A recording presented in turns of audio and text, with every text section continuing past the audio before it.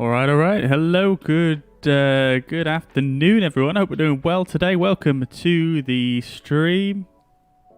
Welcome, Marino. What's going on, dude? Welcome. I hope you're doing well, mate. Good to see you. Thank you very much for hosting me on Twitch. Much appreciated, dude. Thank you. I think I got the bitrate correct today. So yeah, the stream is actually on Twitch today, which is nice. So thank you very much, dude. Thank you. All right, welcome to the stream, everybody. Hope we're doing well today. We are going to be doing a bit of VFR today, bit of Burning Blue Design sort of spotlight. They've been kind enough to send over a few of their sceneries for me to kind of share with you guys. I'm a big fan of their scenery, and from what I've seen so far, they are just really incredible, to be honest with you. Some of the best scenery I've seen for Microsoft Flight Simulator, certainly. And that's what we're going to be having a look at today. We are basically going to be flying from Lydd in the southeast of England, right on the coast, and then we're going to be flying up the coastline and then inbound, westbound along the M20, I believe it is. Then we're going to follow that in westbound towards Farnborough. We're going to do a landing at Farnborough and come in and park up and have a look around there. That's also one of Burning Blue Designs' airports. And then our final leg is just a very short hop from Farnborough to Popham. So basically just continuing west out to Farnborough. To Popham. And Popham is really cool scenery. Really well done. I'm really looking forward to seeing that one.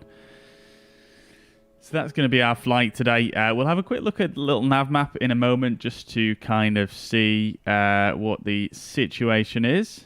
We'll have a quick look through that in just a moment.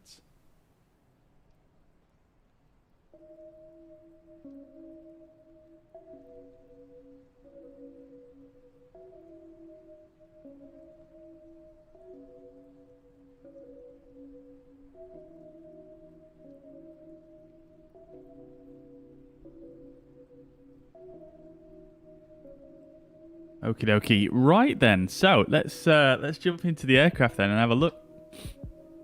Zach, welcome to the chat. Hope you're doing well today. Excuse me.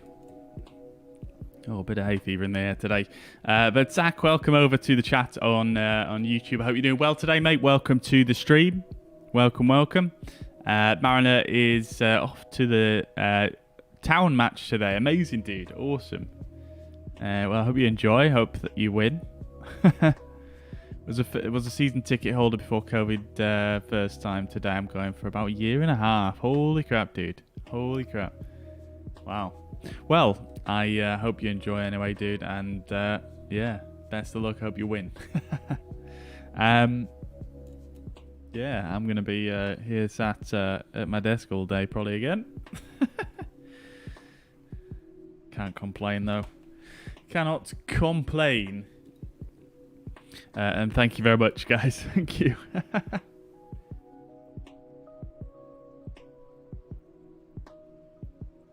All right, so let's jump over to the. Let's just do a little bit of flight planning first of all, and we'll see what the situation is on the routing. All right, now I do want to just cross-check some of these Class A airspace designations here. I'm not entirely sure they're correct. It does state that the altitude, it starts at 2,500 feet, and I'm not entirely sure if that is correct here. I've just got a couple of maps up here as well. I'm just going to close these off. Right, okay, so let's just try Sky Vector, even though Sky Vector is generally not too great for the UK, but let's have a quick look. So Okay then, so looking down at Lydd, this is our departure airport down here on the southeast of the UK.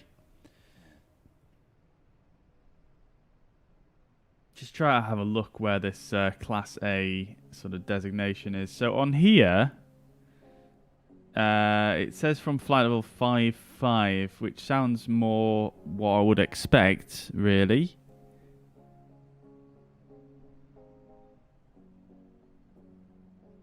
Flight level 55, and then up here in sort of the London Gatwick approach area, it starts at flight level 25, which makes sense. And then coming into Farnborough, we've got some Class D, I believe it is. Tell you what we can do is we can also check this on here as well. Just wait for it to load in. It's a bit funny here on Sim Toolkit, but nevertheless, we can have a look. Yeah, so the problem with Sim Toolkit is, let's see. Oh no, it does actually. Yeah, it does tell you actually, so it's not loading up properly though, which is a bit strange. This is just, I think this is just bugged here. I'm not sure what's going on there. Right, so yeah, we've got a couple of danger areas here just on the departure from Lydd.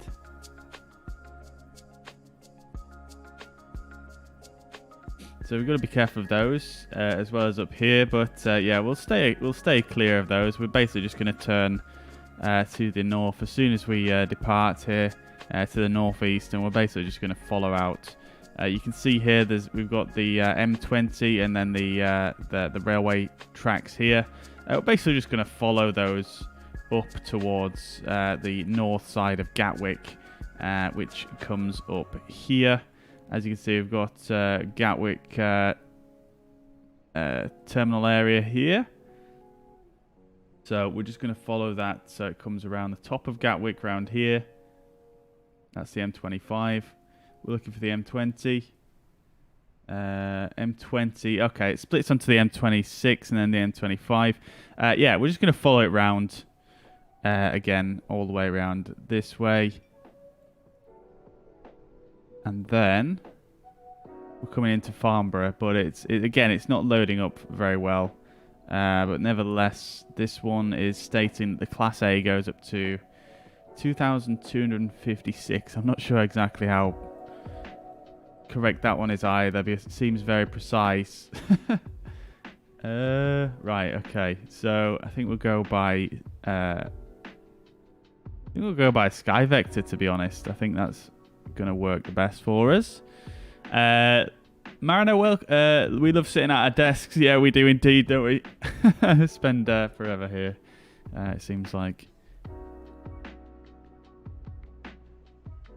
Jack, good afternoon. Welcome to the chat. Hope you're doing well today. Welcome to the stream. So, yeah, like I say, you can see the main visual landmarks we're going to follow here. So, basically just starting off at Lydd, coming in to the motorway here, following it up, and yeah, basically just following this round. Let me just drag this up here. And then coming around the north side of Gatwick here. And then basically where we're looking for is this bend here. This bend is where we're just going to sort of continue to the west. And we should see Farnborough. And that's where we're going to go from there. Sorry, I didn't want to put that one in there, did I? Let's just delete that one. And then we're going to add in Farnborough as our destination. So pretty short flight, this first leg. This is going to be the longest leg out of all of them. So I think what we'll do is if this takes a lot less time than expected, we'll probably just do the reverse as well. So if we have a look at here, we've got our our nav log. This is obviously going to tell us roughly how long we expect it to take. So 4, 7, 6, 12, 11, 41 minutes overall. So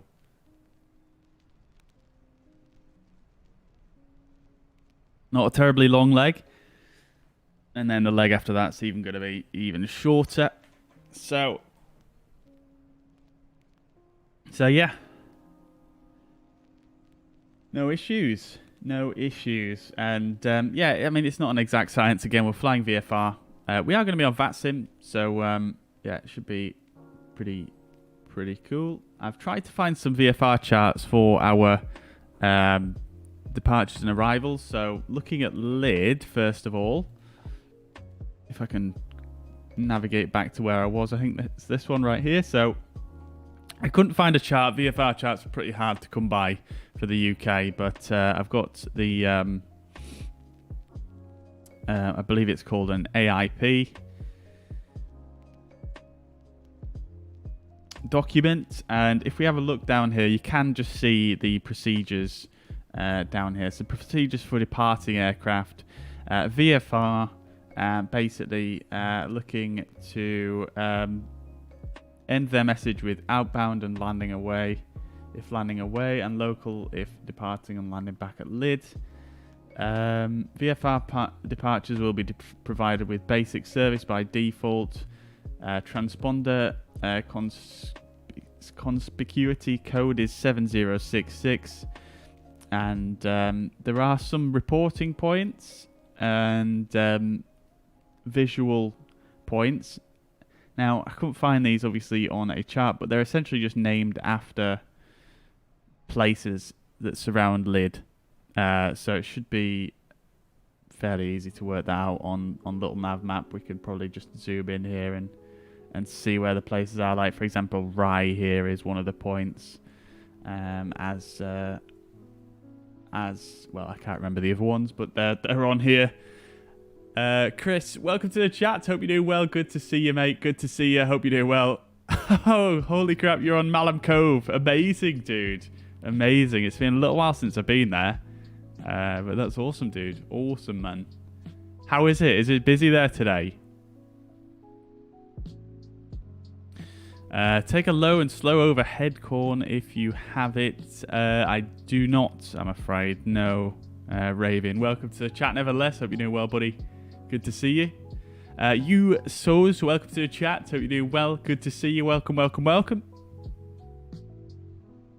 Yeah, so Raven, you've done a fair bit of VFR now on VATSIM, haven't you? Do you have any of the VFR charts for sort of London area at all? Obviously, they're not really publicly available, are they? They're just kind of you've got to buy them, really, don't you? The paper charts or whatever. So yeah, I'm just kind of going by the AIP and whatnot.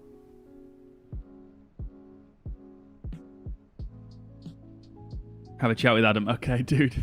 Fair play. Manacle, welcome to the chat. Hope you're doing well. Good to see you. Welcome, welcome, welcome. All right, so I don't think we need to look at too much else. What we can do is we can obviously just check if anyone is on VATSIM in terms of controllers. I'm not sure there will be, to be honest. Now there's no one on really. That's going to affect us anyway.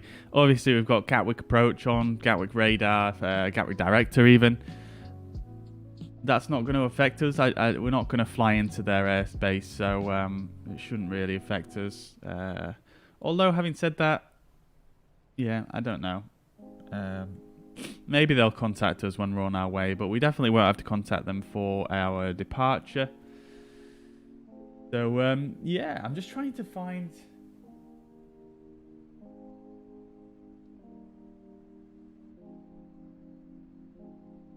I'm going to make this text bigger.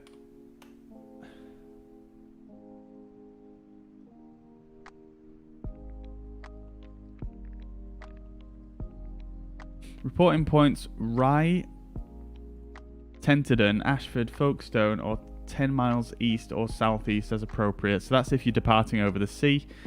We'll try and build one of these reporting points into our flight plan just for that additional realism. So we're sort of departing out to the northeast.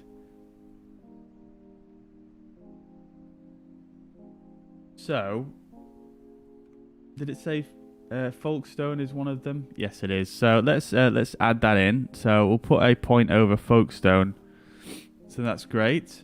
What we want to remember though is as we're flying out here, make sure we sort of keep well inland, sort of to the left of this road here, so that we don't actually incur into this caution airspace, which is going to affect us here. So let me just come back to Sky Vector, and the caution airspace is just shown in blue here, but nevertheless we'll just stick an extra point in like so. We'll just drag this up there and click plan. So that's all good and well. We'll get a new nav log and we should be good to go. Great stuff. Did Lydd not come with a chart? That is a good question, mate. That is a very good question. Let's see. You know me, I tend to radio ahead and ask for advice. Fair enough, fair enough. No worries. I think I've got them. It's just nice to know kind of if there is a chart available floating about somewhere. They're usually... I tend to prefer visual, but you can get the information you require on these sort of AIPs. So I think we should be able to cope. There's a good one for Farnborough here. I don't know if you've got that one. I can send that to you if you want. And then Popham, I'm yet to look. We're going to look at that on the way.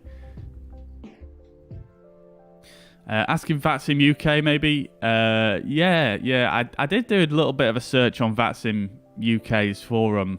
Well, I've done a few over the past months on there, and yeah, it seemed to be a little bit difficult to find. Sometimes they're on Chartfox, sometimes they're not, so it's a bit of a weird one. Navigraph are going to add VFR charts at some point in the future, so hopefully this won't be an issue when they do that, but it's just a case of when they do that, we can get those. So let's have a look then. I'll check in Lydd's files and see if there is one, but I haven't seen one. No.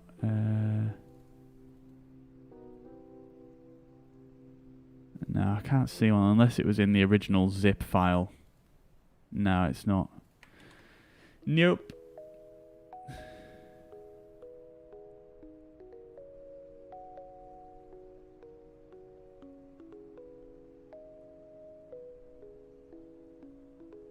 Hopefully feels more ATC, hopefully feels the ATC more interested in VFR here and then in the US, if you remember. Yes, yeah, I think the UK is a little bit more supporting of VFR traffic, let's say. So hopefully, it should be good. We don't have any controllers on at the moment, but we'll see how we get on. Obviously, we're on multiplayer as well, so if anyone wants to join the flight as well on multiplayer, if you don't want to do VATSIM or whatever, the multiplayer is on. In fact, I'm just going to turn that on now. And we're going to be on the North Europe server, so feel free to jump in if you'd like to join. Shame I don't have my S1 yet. I could come give you ground comms. Yeah, that'd be awesome, dude. That is a shame. Let's see. Sky Vector link. Yeah, I've got that stuff. Yeah, I mean it doesn't really tell me a great deal in terms of VFR, but nevertheless, absolutely no problem at all. Thanks for that link. I think you can just get it through here by searching at the top here. Alright, let's get underway then. So let's get our nav log. I don't know if I clicked that again or not, but our nav log is here. We're basically just going to use this as a rough guide to sort of see that we're in the right place and whatnot. We're not really going to follow these tracks and headings too much. We're really just going to be navigating visually. In fact, having said that, let's just put our speed at 100 knots, and then our altitude, we're going to be cruising at flight level, well, not a flight level, we're going to be cruising at 2,500 feet, and we're just going to slip in below all the Class A airspace here in London. So there we go. We've got, yeah, basically, the most information I'm taking from here is the ETE for each of the legs. So we're going to time those, and we are also going to just, well, I mean, we can kind of pay a rough attention to the track, but other than that, should be good to go. All right.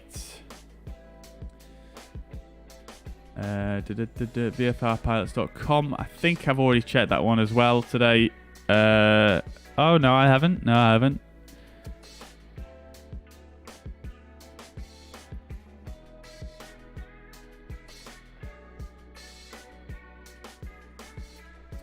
I'm not seeing any charts on there though, but it's fine. It's fine. Not to worry. We have really what we need for Lydd for now, at least. If we decide to fly back into here, maybe we'll have another look. But we've got pretty much everything we need here. We've got VFR departures information here. We've got the reporting points there.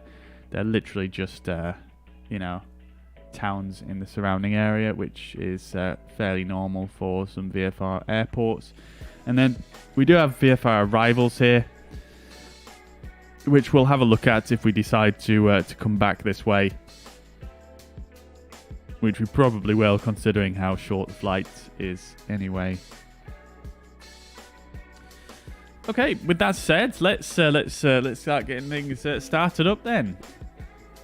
Thank you very much for the additional information there, Raven. Much appreciated, man. Yeah, much appreciated.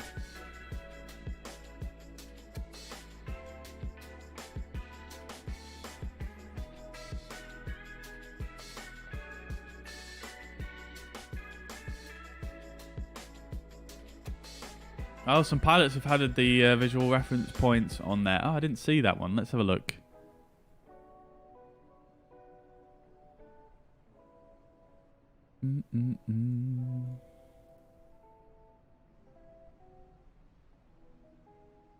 Oh, I suppose is these the visual reference points here?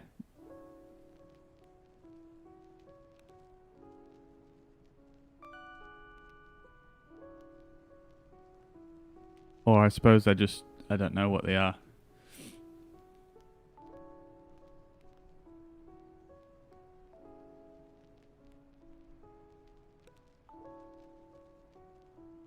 Oh, they are the visual reference points. Ah, okay. Interesting that it doesn't make mention to any of them on the AIP.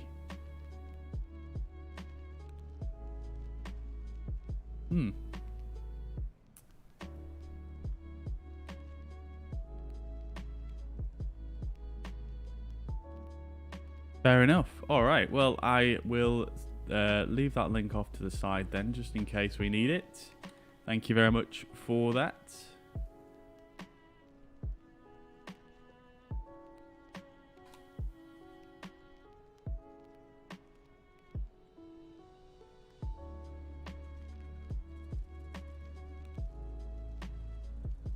Just general places. Yeah, that makes sense. That makes sense. That makes sense. I don't know if we'll be able to see those necessarily, though, on Microsoft, but always good to have more information. However, we are just going to be departing here, and we might not even... Probably won't need those. It doesn't look like there's going to be any controllers on. In fact, that reminds me, just before we go any further, I just have to file a flight plan on VATSIM. I forget the equipment levels actually in this aircraft, so that's going to be fun. But nevertheless, let's just file a flight plan. Call sign is going to be G-6. Going to be doing VFR, and we're going to be a P28 is it, I've forgotten the ICAO code for this aircraft.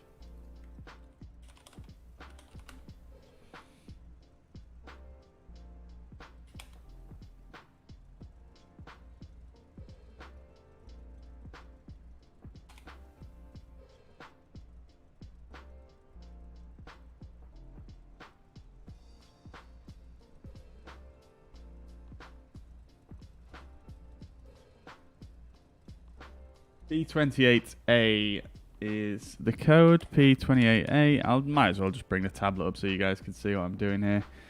So yeah, as I said, we're going to be G-6 G Golf Sierra India X-ray Tango. We're going to be flying out of VFR.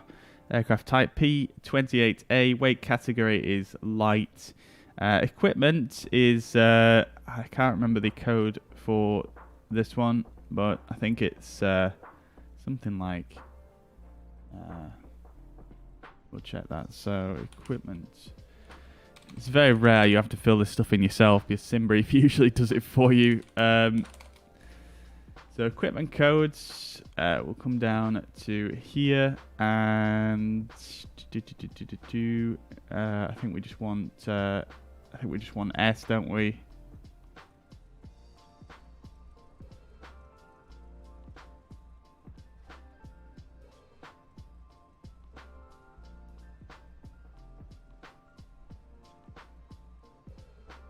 Oh no, that's surveillance. Okay, so we want, I can't remember which one I used. Oh, it is S. Yeah, it is S. That's what we want. S, and then transponder, we want a I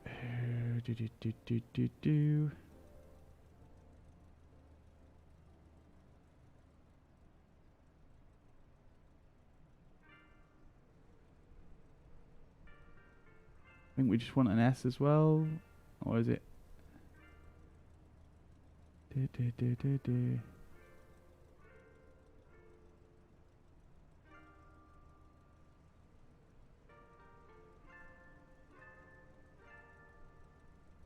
Can't remember what I used last time for this.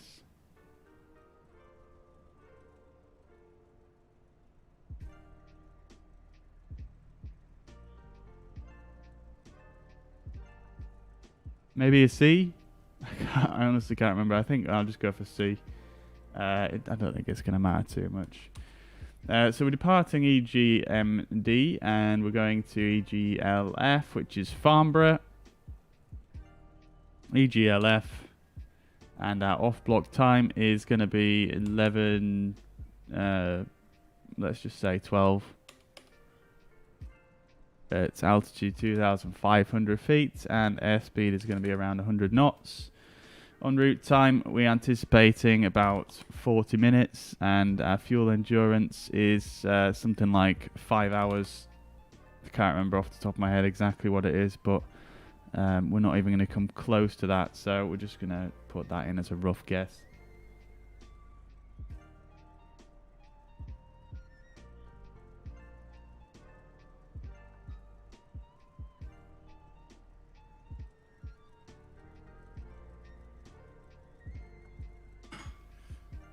Right. If you know the name of the visual reference point, you can type it in on Navigraph. Oh, you can. Awesome. Yeah, I think Navigraph does have. It obviously does have some of the visual reference points actually as waypoints in the nav data, but I think their naming of them is a bit. I think it can be a bit different to what is the commonly used term, but I'll have a quick look in a sec.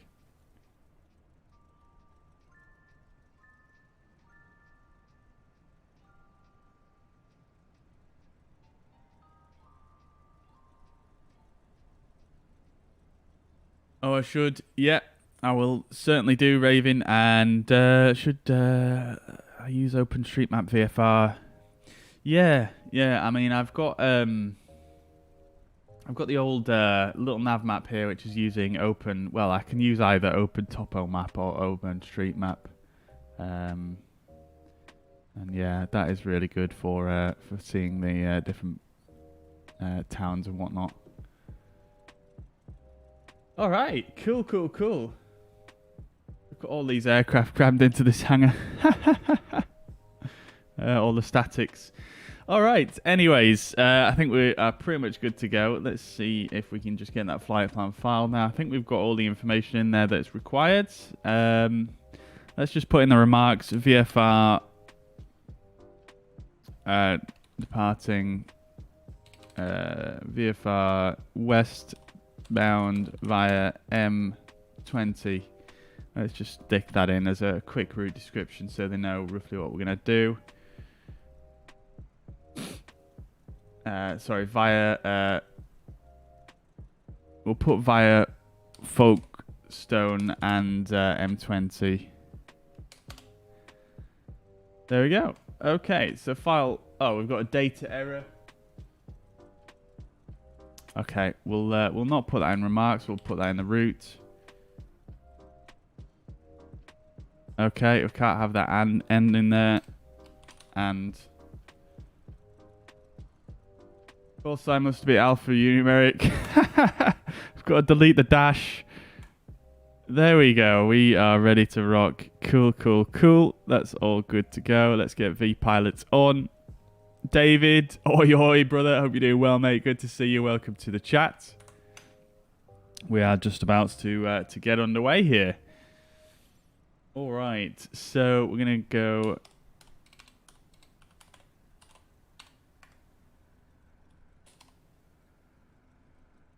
T28A is the type code, and we're going to connect.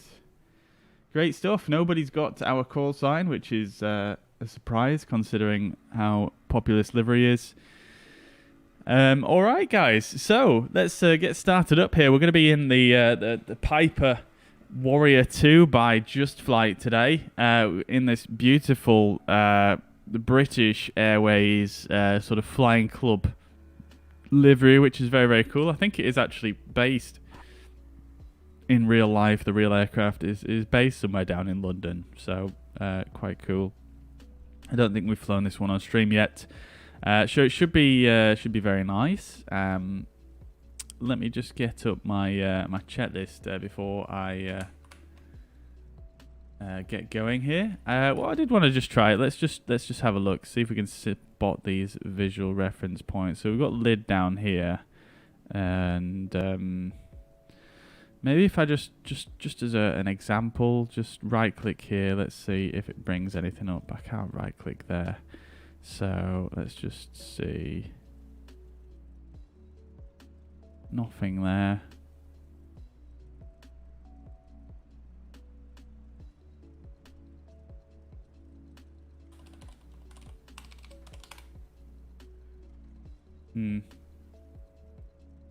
Yeah, I don't know about that with the visual reference points. I don't know what the naming convention is.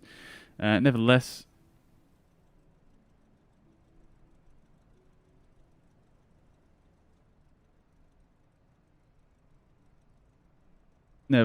let's get going here. So.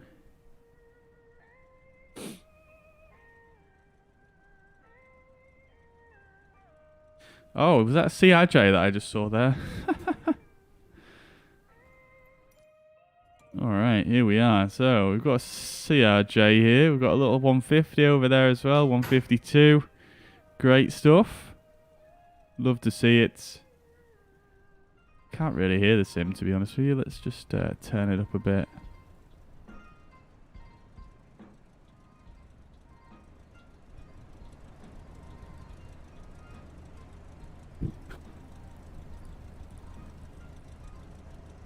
Great stuff. So we've got a couple of people here. Name tags out showing for whatever reason. Before we get started, though, let's just have a very quick browse around Lydd. After all, this is a burning blue. We're trying to highlight these brilliant little airfields that are being done by Burning Blue here. So, as you can see, we've got the main sort of terminal area here. We've got this really, really nice detail with the little, pile of bags there. This guy stood here. I don't think there's an inside, but nevertheless, we've got some nice reflective windows. In fact, there is actually an inside. It's just nothing's really modelled in here, but it gives a nice effect. Very, very cool. Great texture work. Absolutely Lovely. Is this actually 3D? No, it's just flat, but the way that's been textured, it looks like it's 3D, that sort of corrugated effect there, but it's actually flat, which is very, very cool. We've got Soldier here. I don't know if he's in the chat, but nevertheless, very, very cool. Lydd Error Club, we've got a guy stood out here, probably waiting for his flight instructor here, just chilling, waiting for his lesson here today. And then we've got this funny reflection texture that you can see that seems to be on most sceneries in Microsoft Flight Simulator. We've got someone inside here walking about. Interesting, very cool. Oh, he's just appeared outside as well. Okay, interesting. Nevertheless, these textures, super, super crisp, super high resolution. Absolutely awesome. Again, another guy waiting for his instructor here by the looks of things. Got some fire trucks. Love to see it. And a trolley there. We've got some like ambient sounds over here, which is quite cool. I'm not sure if that's supposed to be like a fire engine that's sat there with its engine on, waiting, ready to go, or not. But nevertheless, lots of detailing, even like sort of in between and behind the buildings, which is very, very close attention to detail here. And some more cars and stuff and clutter outside this way. You've got a Skyhawk parked here as well, 172. And just a nice little seating area here on the wire spool as well. Very cool. And this nice little bridge as well. Very, very scenic and lovely. Very, very cool. And nice little river flowing down. Another little bridge down here as well. Love to see it. Beautiful stuff. Nice little car park. And then the front side, or the land side, should I say, of the airport is modelled very nicely. Super nice and crisp. Very, very nice looking indeed. And then what I really like about these burning blue design sceneries is they have this custom windsock. They don't have that default windsock that basically every other scenery has, which is very cool. As you can see, a little bit of a breeze here in Lydd today. So it looks like we've got a bit of a crosswind situation on the takeoff. But it shouldn't be an issue nevertheless. Alright. Great stuff. This taxiway signage is from the Real Taxiways add-on from JustFlight. So I assume the default airport here uses the default signage. But nevertheless, it should be correct because obviously they're going to have tweaked that based on the real scenery. You've got some actual... it looks like this is like custom foliage here as well. These plants sticking up, which is very, very actually... pretty cool to see. I haven't seen a lot of developers actually do this, like add in extra sort of grasses and stuff on the you know, sort of grassy areas, which is super cool actually. Definitely needs a bit of a grass, a lawnmower on this grass here. It's not too well kept, is it? What else? Let's have a quick look at the runway and then we'll circle on back to where we're parked. Runway is looking nice. Obviously we've got custom textures going on here and custom ground markings, which looks very nice indeed. And then over here, I think these landmarks here are actually part of the scenery as well. You've got this little tower type thing. Not sure exactly what it is. This looks like autogen here, although I could be wrong about that. But I think this tower is probably part of the scenery. If Raven's still in the chat, maybe he can confirm. But I'm pretty sure that is. And then heading back over to the airfield, just going to take a quick round the bottom.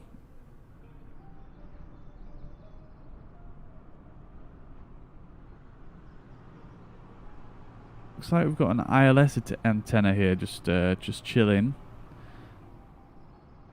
Does Lydd have like a super offset ILS approach or something like that? Or an offset localizer. Or is that just there because they're going to install it at some point in the future? Obviously, we've got a disused runway here, which is now sort of part of taxiway, part parking. And then coming down to the other end of the runway, looking very good.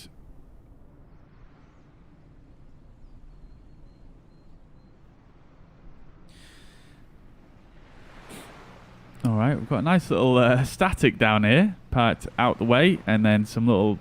I love this detail, this is just so nice.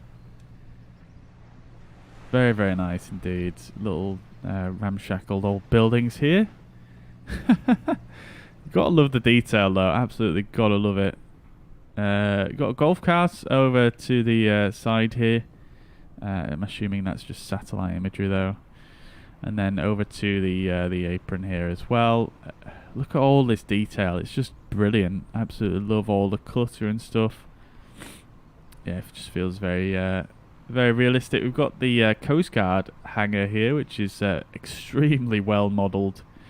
Very, very nice high resolution textures, and love this sort of transparent, semi-transparent glass here as well, which is looking very cool. Obviously PBR used on the hangar as well. You can see that reflection on the top there, and they've done really well as well with this sort of corrugated sort of effect where it looks 3D but it's not actually. So that's very cool. And then you've got a couple of choppers in here just waiting.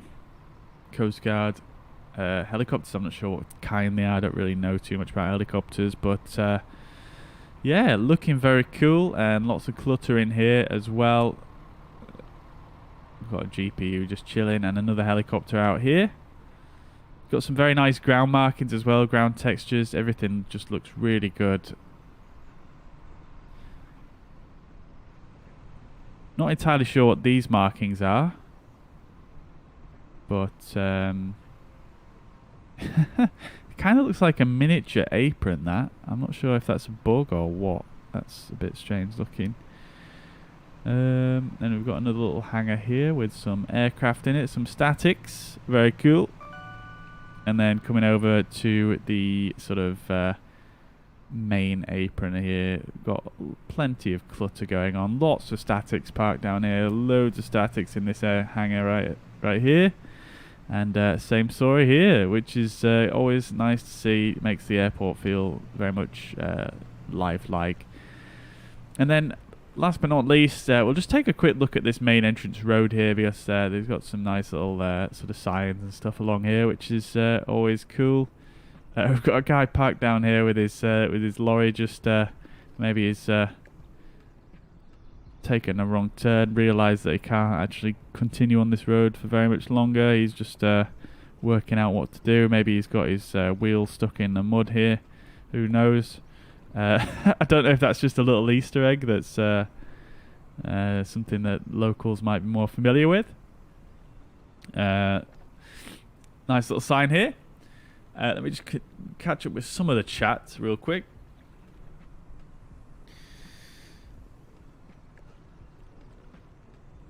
Yeah, turn it to night. They're ready to go. Yeah, certainly. Manacle says, nice stuff, Bobby. Yeah, it is a nice scenery, isn't it? I'm looking forward to showing you guys Popham as well. That's really, really cool. And Farnborough. Both of them are absolutely incredible. They spend a lot of time keeping the windsocks working through the updates, says David. Yeah, I mean, it's crazy that they have to do so much work to keep something as simple as a windsock working, but nevertheless, yeah, absolutely, yeah, hats off to them. They're doing great work on the on their scenery. They can't control grass at the moment unless they change colour. They've gone for colour accuracy, hoping Asobo fix it. Oh, right. So you mean the grass that I saw there, that is how it is by default? I've never seen that in a default before, but maybe I'm just not paying enough attention. But yeah, if you look out to the side here, you can see the grass is usually all one length. So, yeah, I don't know. Maybe I've just not paid as much attention before.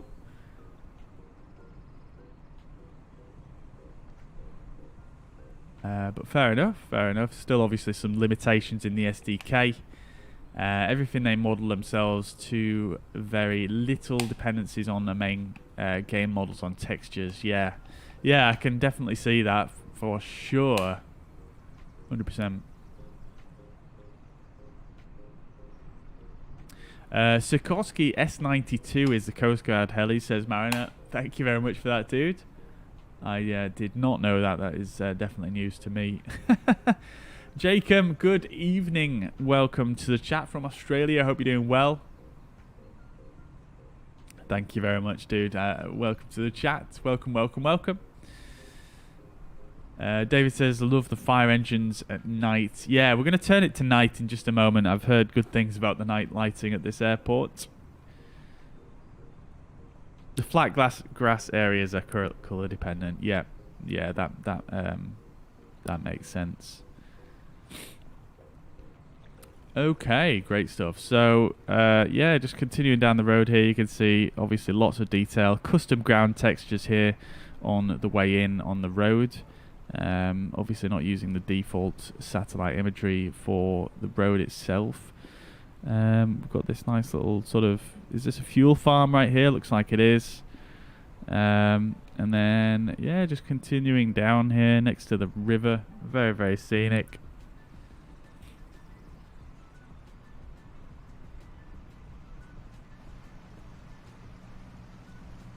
Phoenix Aero Engineering off to the left here. Down this way. Lydd Aero Club, and a little bit of a map there, looking very, very nice indeed. And then we've got some fencing here. Yeah, again, everything just looking, whoa.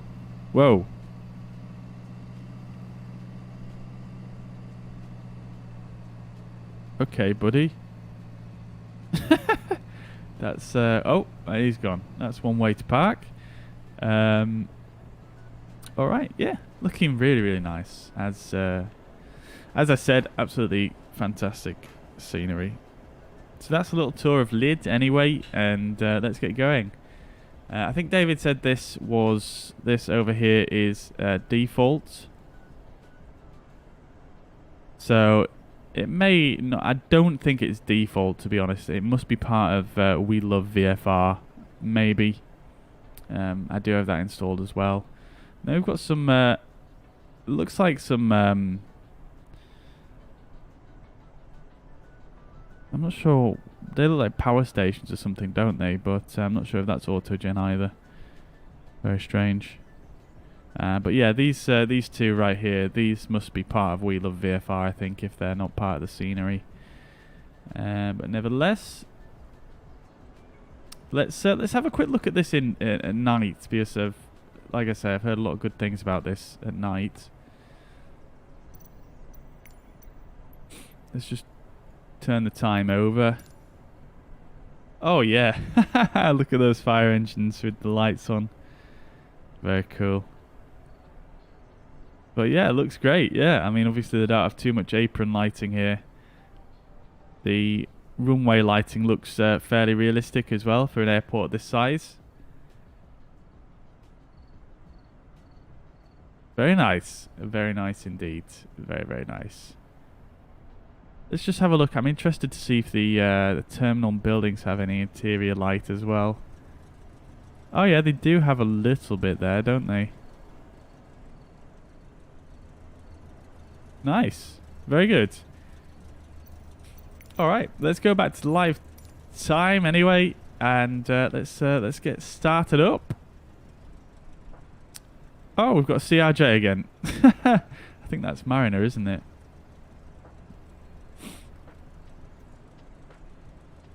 There's a party on there. Yeah, it looks like a bit of a... They're having a bit of a boogie.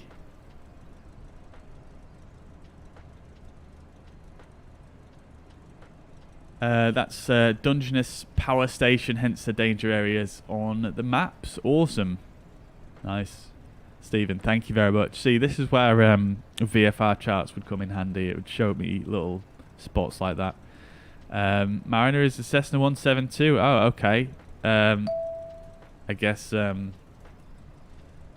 Microsoft Flight Simulator is just being a bit of a strange strange thing, as it usually is. All right. Anyway, let's get started up here then in our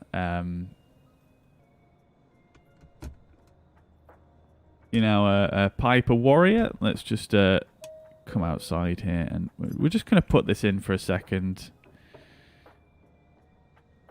We don't want auto fuel selector. We'll have the baggage door open as well. I've got Copilot enabled. I'm not sure if that's going to work this time or not, but we'll see.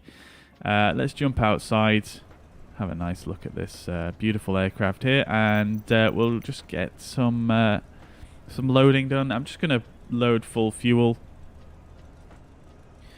No issues at all in doing that, and then payload. We're going to set a passenger as well. We're going to have Dave with us today on the flight. No luggage, no passengers in the rear. So that is fine. Max fuel is in red for some reason, probably because we're right on the max, but we're not above it, so I'm not sure why it's going red, but let's just put it just below. So that's fine there, no issues. Okie dokie, great stuff. Great stuff. Okay, cool.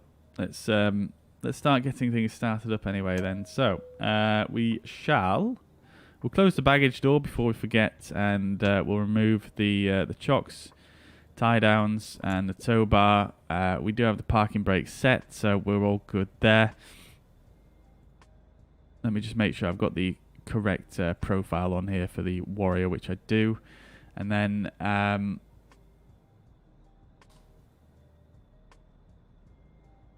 one thing that I was missing is, let's see,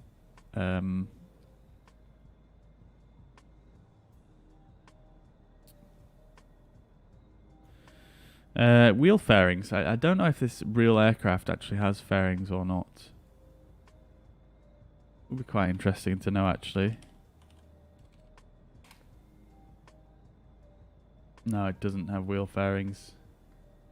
This livery is obviously based on a real aircraft. It doesn't have wheel fairings, so we'll just leave them off.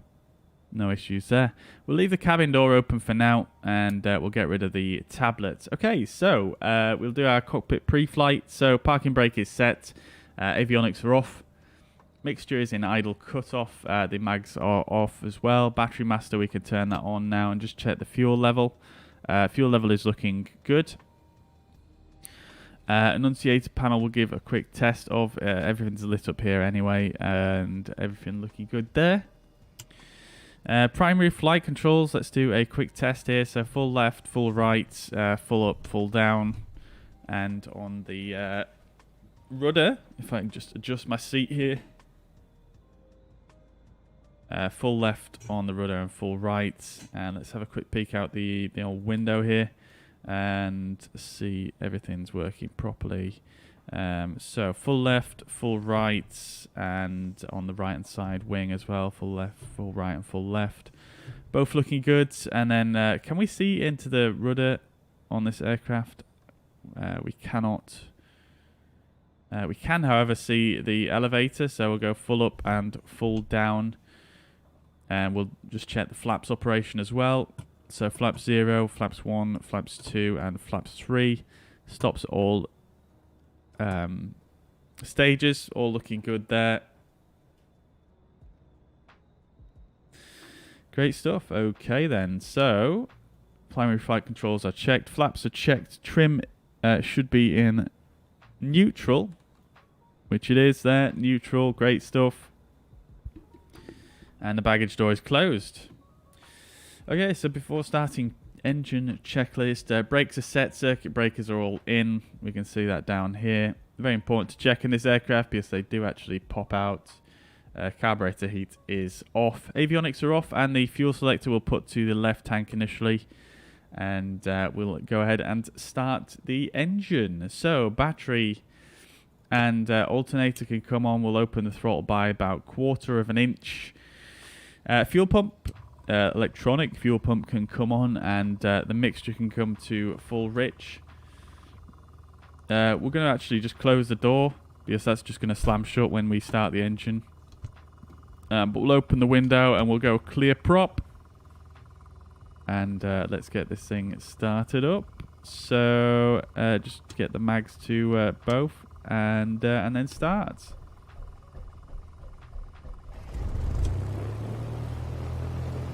There we go, beautiful stuff. Sounds absolutely lovely, this engine.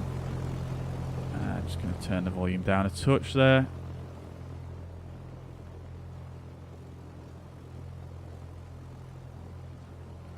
There we go.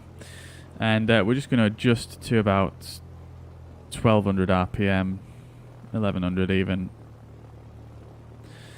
There we go, great stuff. Okie doke. Dave's not showing up, Mariner. I don't know what's going on, dude. I'm not sure how you get him to show up. I would have thought he might show up when the engine started, but he doesn't seem to want to make an appearance today.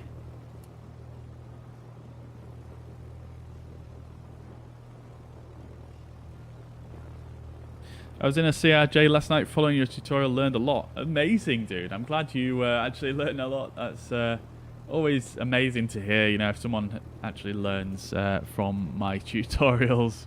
Yeah, really appreciate the comment. Thank you very much for letting me know that. And yeah, I'm glad you managed to get somewhere with it. If you have any questions, by all means, feel free to drop them in the comments or wherever.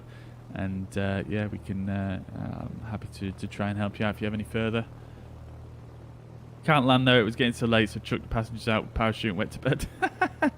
Fair play, dude, fair play. What was the issue you had with landing?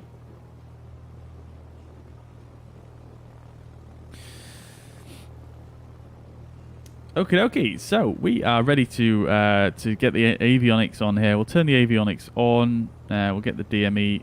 I think the DME is already on. I think I must have left that on last time I was in here. We'll turn the ADF. ADF was left on as well, of course. I left it on. New version from PMS50. I'm sure I downloaded that actually, but never mind. That's fine. The transponder is already on for some reason. I'll put that back to standby. And if you remember correctly, looking at the AIP for Lydd, they did have a specific transponder code for this area. So we're going to go with 7066, and we'll enter that in. Leave that on standby for now. Again, we don't have any controllers on currently, so we shouldn't really need to worry about contacting anyone just yet.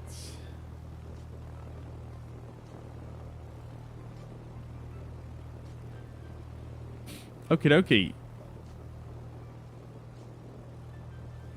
Great stuff. So, let's get our nav lights on. We'll get a bit of lighting in the cockpit here as well. It is a little bit dim.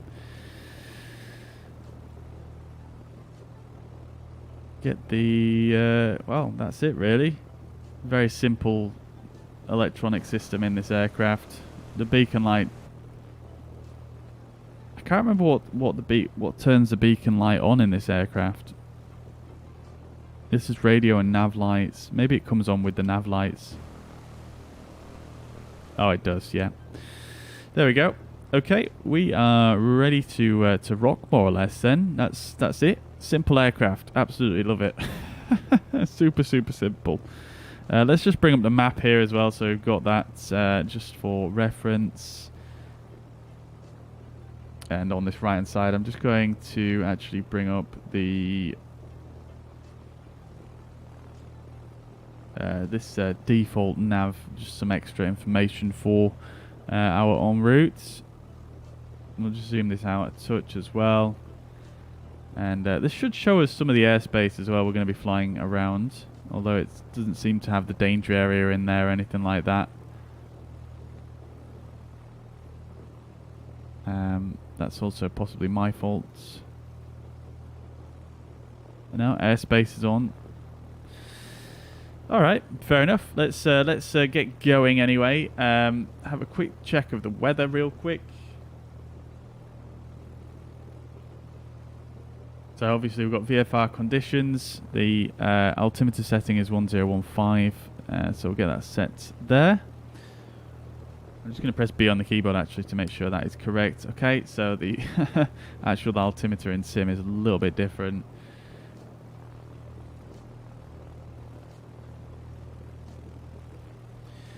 All right, and then it's saying here on the real world weather that the wind is 121 at 9 knots.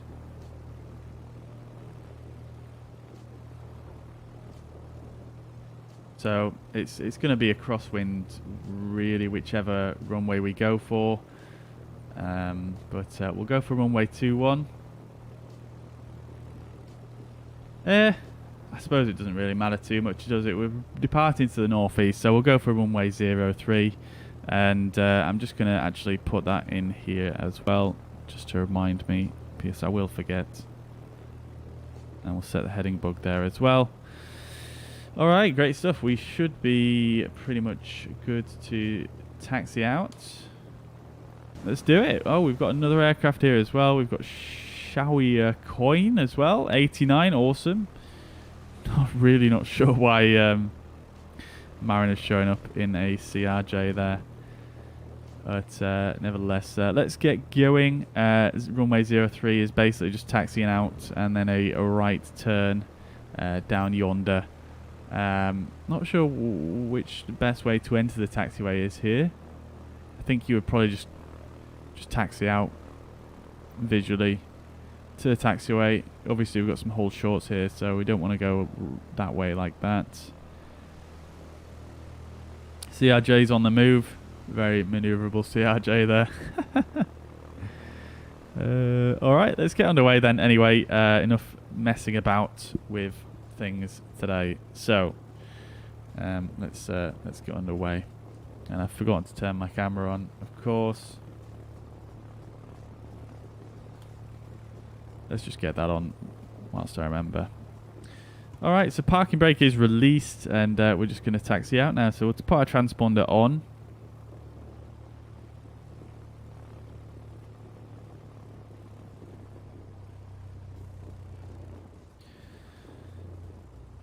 Lydd traffic, Golf Sierra India X-ray Tango type Piper Warrior 2. Taxi into runway 06 for departure. Westbound and initially northeast. Lydd traffic. Okie dokie, so I'm going to do a quick run up here. So I'm just going to pull off to the side and then just face into the wind and do a quick run up just before I enter the runway.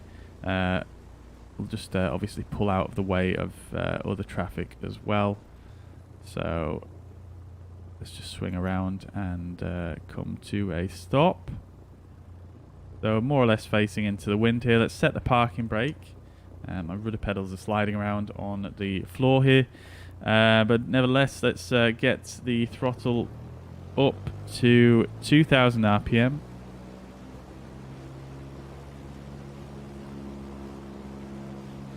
There we go. Let's check the mags. Left. Slight drop there. That's looking fine.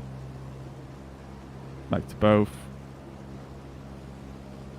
Let's just get that RPM right on 2000 there so we know where we are. And then back to the right mag. That's looking good. All within limits.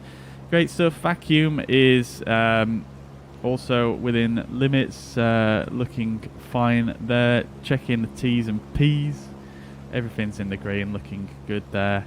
Ammeter as well, which I forget where it is in here. It's here. Everything's looking good there. Enunciators, we can just give those another quick test here, but all of those light up. That's good. Carburetor heat, we'll just give that a quick... Oop, wrong one. Hello? Give the carburetor... Why is that not moving?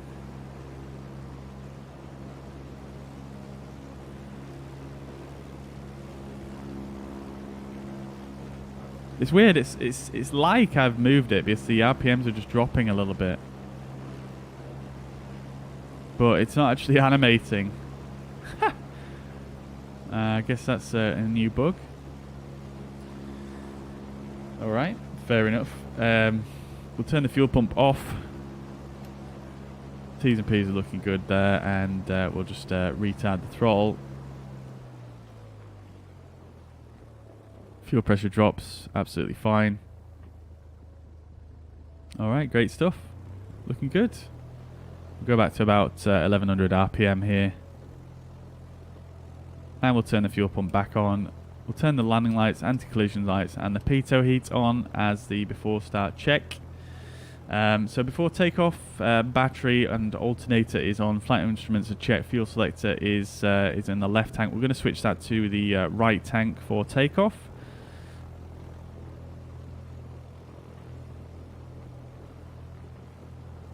Engine gauges are checked. Fuel pump is on. Carburetor heat is off. Mixture is set. Primer is locked. There we go. We didn't even need to use that today. Flaps. We're going to go with 0 flaps. That's set. Trim is set. Controls are free and door is latched. Before takeoff checklist is complete. Let's do this thing. I'm going to just bring up the stopwatch here. Checking for traffic on the left. Checking for traffic on the right. Set the transponder to altitude reporting and let's go.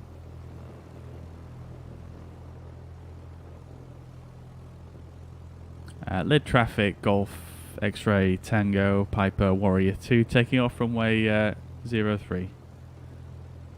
I said runway 06 on the announcement before, didn't I?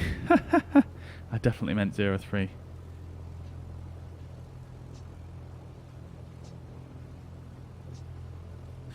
Okay, there we go, all looking nice and clear. This is a very rapid backtrack here. On the brakes, we're just going to swing it round.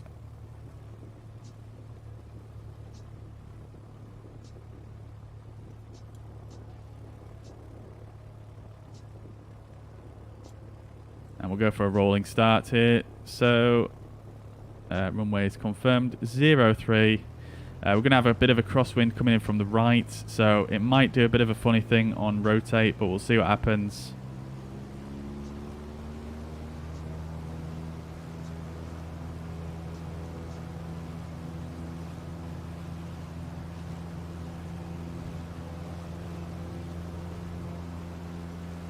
There we go, we're up. Beautiful. Okay, that actually was quite fine.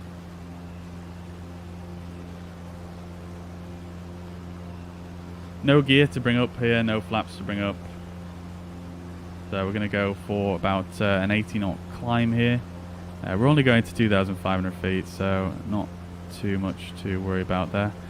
We're going to sort of make sure we keep inland of the coastline here, so we don't hit those danger areas.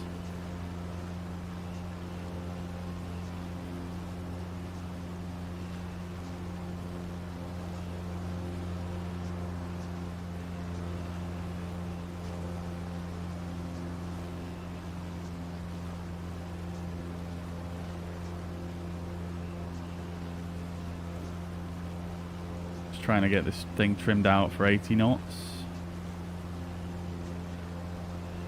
Trim's still a little bit temperamental, but we're looking good. There we go, boys.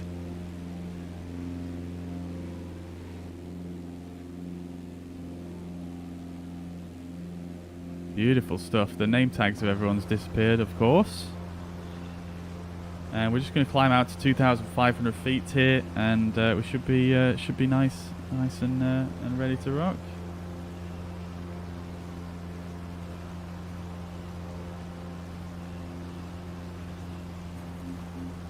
Squeaky microphone stand.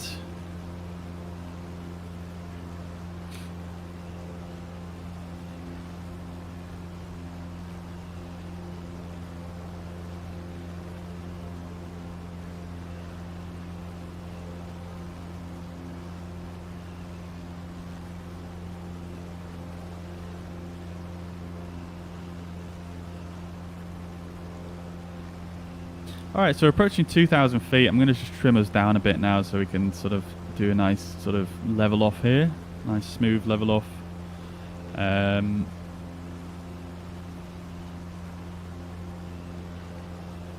just reduce the power a bit as well so it doesn't want to climb so aggressively here. Looking out the window, just making sure I don't miss the first little town that we're supposed to fly over, which is Folkestone. I completely forgot to start the timer here, which would have been useful. But Folkestone, I believe, is just up here to the right, just by these cliffs, if I'm reading the map correctly.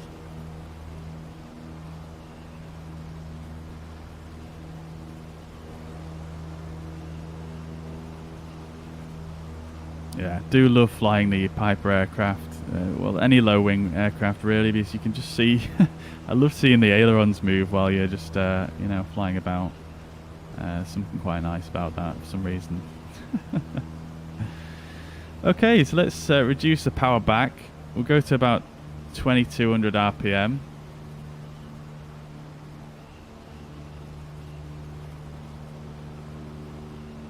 Got a ship out there on the right wing, which reminds me, in fact, I completely forgot to install that add-on for the ship traffic mariner that you mentioned to me. We'll turn the autopilot on and we'll just put it in heading mode, just so we don't have to mess around with the rudder all the time. Alright, there we go, we're at cruise altitude now. I'm going to just cheat and put in the altitude hold as well, because I feel like it's kind of impossible to get it properly trimmed out in this aircraft, to be quite honest with you. Not because I can't fly, but because Microsoft Flight Simulator is just annoying sometimes. Right, so let's just check the temperature real quick as well. We're just under 20 degrees here, so right. So we're at 2,500 feet plus 20. We'll stick it here. Okay, so our true airspeed is about 100 knots, which is what we expected. We'll get this thing leaned out as well. So just looking at the EGT here, I'm going to wait until we get to peak EGT, which was about there. And then I'm going to, let's just verify that.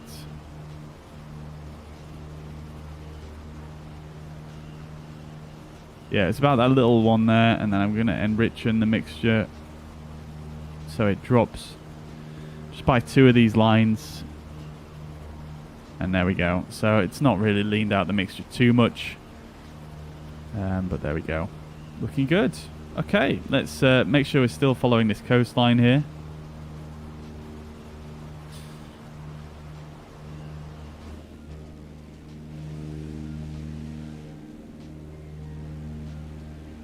Got Mariner following behind us. Love to see it. Absolutely beautiful scenery here. This satellite imagery is looking super nice, super crisp.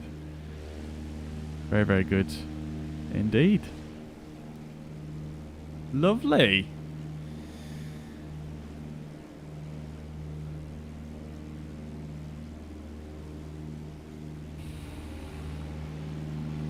So this this first leg, if we take a look at the old nav log here,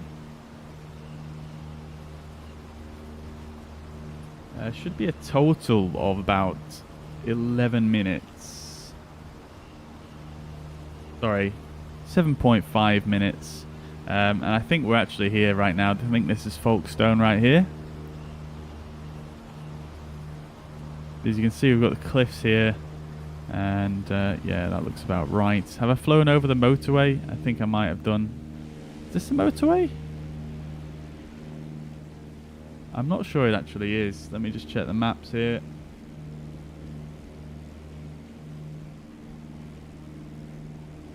Oh, I think it is actually, yeah. Yeah, this is the motorway coming out here. So we're just going to swing ourselves around. So I'm going to close this window as well. Getting a bit noisy. So we'll swing ourselves around. And we're going to head up towards Ashford now.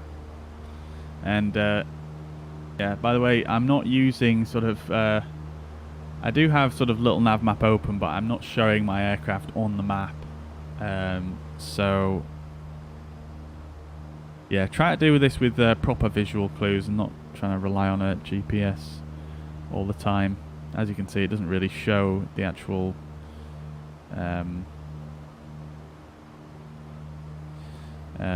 visual points that we're flying over here. So, all right, let's keep that turn coming. Let's join up with that motorway, get visual on it. I think it's here. It's kind of difficult to see sometimes the roads in Microsoft Flight Simulator. I know obviously everybody sort of touts Microsoft Flight Simulator as a VFR simulator, so to speak, but I feel like sometimes it can be quite difficult to see some of the visual clues.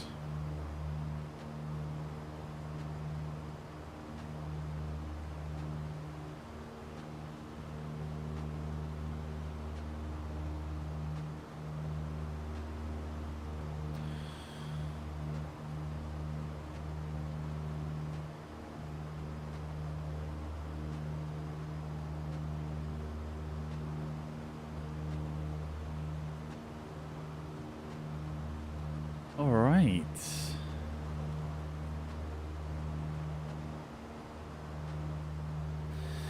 Alright, let's restart the timer anyway. Stop and restart. Let's start it again now. And time to the next fix is going to be only 3.2 minutes, so not far at all. We're probably approaching it right here. I think this is where we're looking for. Right here, this town up ahead. And here is the roads, the motorway. And we should see a railway line next to it as well, which I assume is just back here. Again, very difficult to make out railway lines sometimes. Or is that the motorway over there?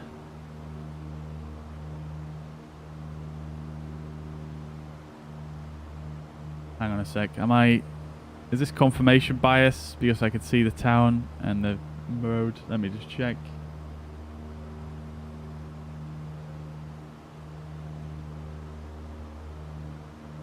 No, we're good. I think that's actually a river over there. It's just yeah, it is actually a river, isn't it? You can see a bit of a reflection off the water there.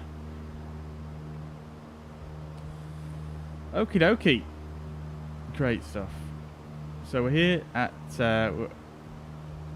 this is Ashford right here.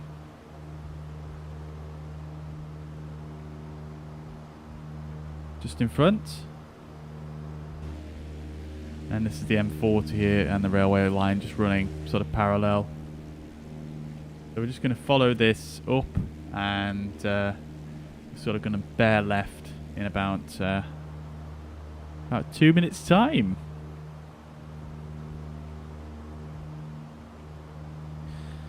Going to you know, sort of move the aircraft so I can actually see the road rather than flying directly above it. There's some cranes down there as well. Beautiful stuff. Looks like that's some objects added by Wheeler VFR.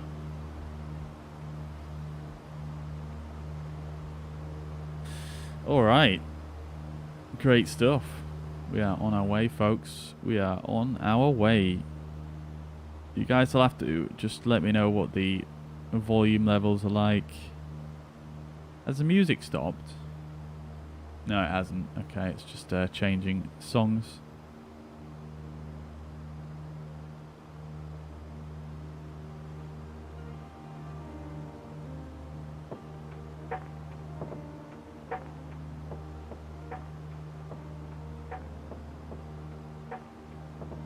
Okay.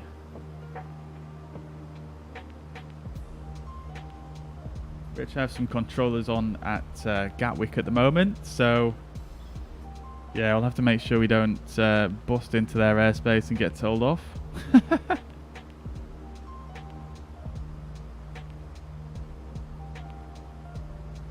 So make sure we stay probably to the... yeah, just stay close to this road and we should be fine. This road right here. Okay, so we're up to 3 minutes. I feel like... yeah, I think we're good there. The next fix is 7 minutes away, but I'm a little bit late on resetting the timer here. What I'm going to do as well is I'm going to just switch to the left fuel tank now as well. We could also turn the landing lights off as well, and I'm actually just going to turn the fuel pump off as well. Just going to turn some of the lighting off there. So we don't really need it. It's brightened up a bit now. Sun is out, looking very nice indeed. I think we've lost whoever it was that started with us. I think we had Mariner, didn't we? And someone else, but they seem to have disappeared. I don't know if that's just Microsoft Flight Simulator or not being funny.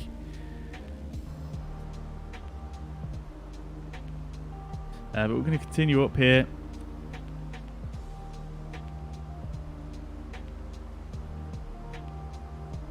And our next fix is sort of... Let's see.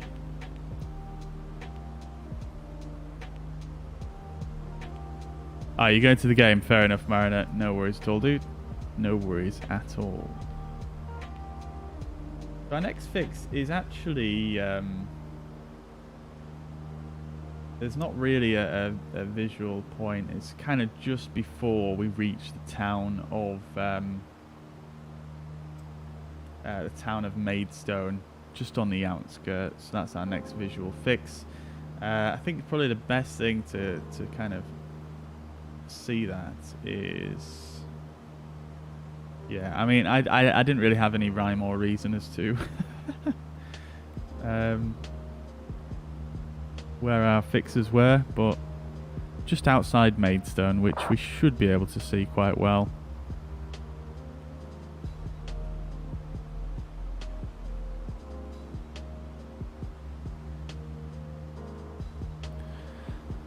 Obviously making sure to keep visual on the road and the railway, which we do have on the left hand side there. Looking very nice in the sun here. Beautiful, beautiful aircraft. Yeah, fair enough, Mariner. No worries at all, dude. No worries at all.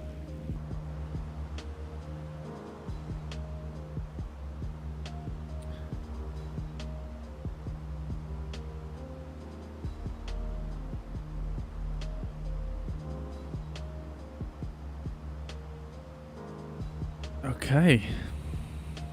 So we're just looking out for Maidstone in front of us somewhere. Kind of difficult to see in the distance, but nevertheless, just going to bear left a little bit here so we're not losing sight of the road too much. Oh, actually, the road's more or less straight below us. That's not what I wanted to happen. There it is.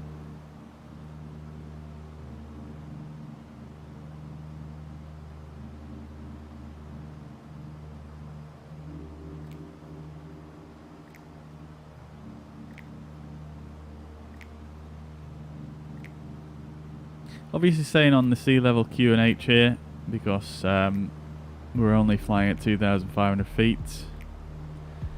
So absolutely no need to go to a standard altimeter setting. Looks like we've got someone down there. Not sure what's going on down there. Maybe there's a little airfield down there. Looks like there is, EGHM. Great stuff.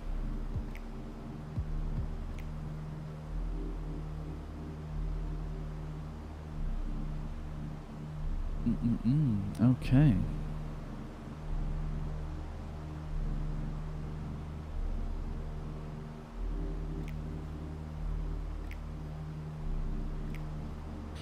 think this is possibly Maidstone here.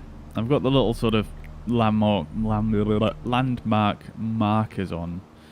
I'm not sure this is actually pointing out Maidstone, but it kind of looks like we're coming up to a point that appears like a relatively large town.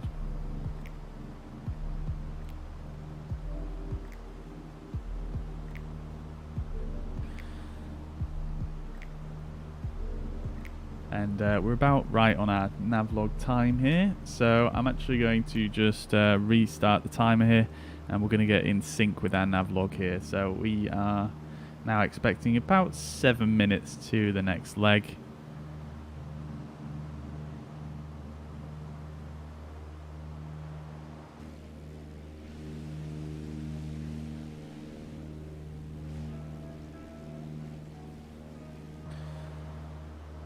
Okay, let's turn in towards Maidstone and just overfly it.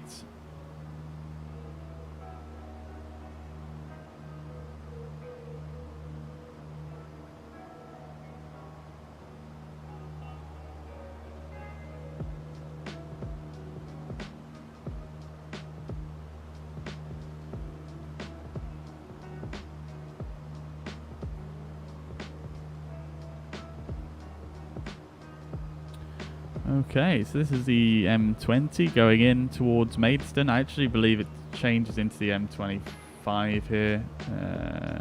Not just yet. The M26 it actually changes into, but yeah, just on the other side, basically.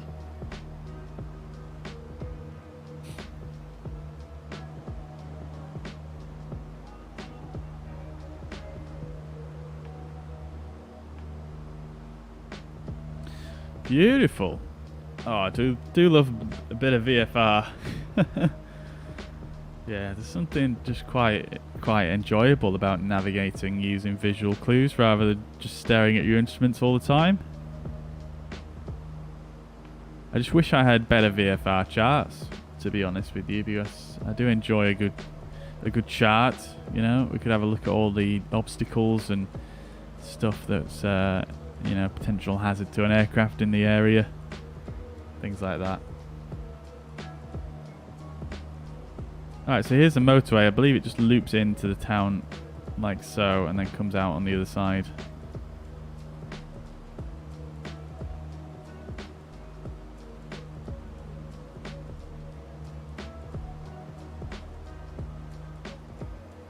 Alright, so we've got Archbishop's Palace, Maidstone. There we go. So obviously this is Maidstone then. We can see the motorway coming in here, and it should come out. Actually, is it going up there?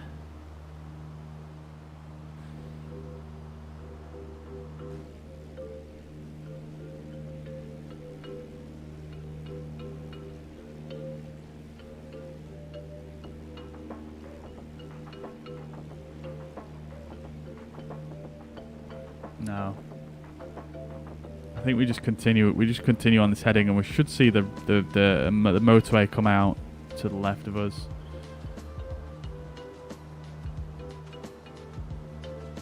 I mean, we can also use this river as well. We can use this river. You can actually see it on the GPS here, but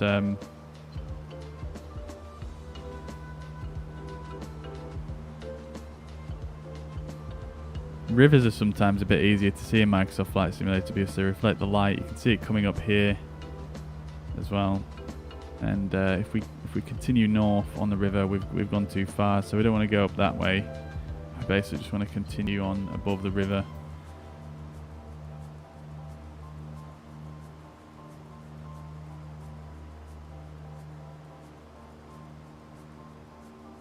Mr. Goodsmith, welcome to the chat over on Twitch. Hope you're doing well. Welcome, welcome. Hope you're doing well. Welcome to the chat. VR GI aviation is fun. Yes, it is indeed. Yeah, I do enjoy it. I don't do much GA flying in the sim. Would you recommend this as a plane to get? Yeah, 100%.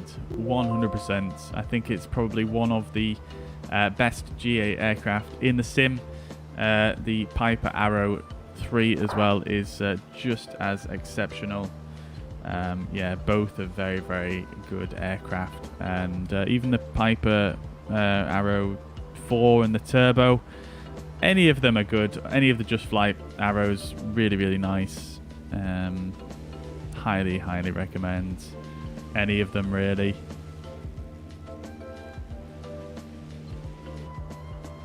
Hey, Loco Hombre, thank you very much for the £2.64 tip over on Streamlabs. Much appreciated. Thank you very, very much. That's very, very kind of you. And yeah, really appreciate that. Thank you. I'm glad you're enjoying. But yes, Jack, highly, highly, highly recommend this aircraft. Okay, let's see if we can pick up that motorway again now. We're sort of coming out to the other side of Folkestone now. Timer is on 5 minutes. I can't quite see the motorway. See, one problem with the Piper is that it's a little bit difficult sometimes when you fly in VFR to actually see out the window, which is unfortunate. But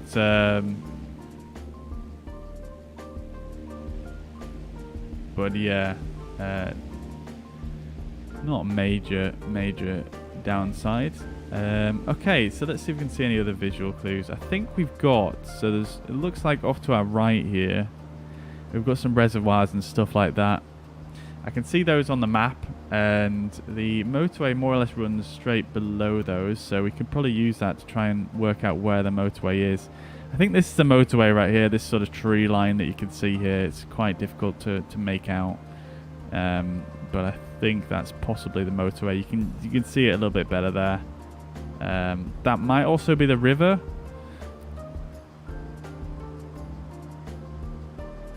But we're pretty much on the right track. I think this could be the motorway here.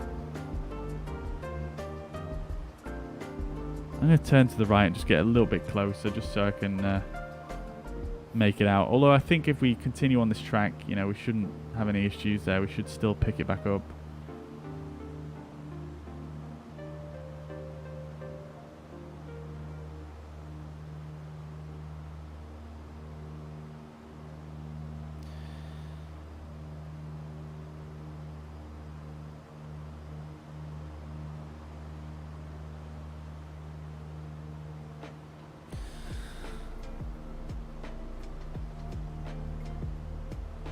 Alright, is the airport scenery out now? Yes, it is. Yeah, all of the sceneries we're using today are out now. Yeah, certainly.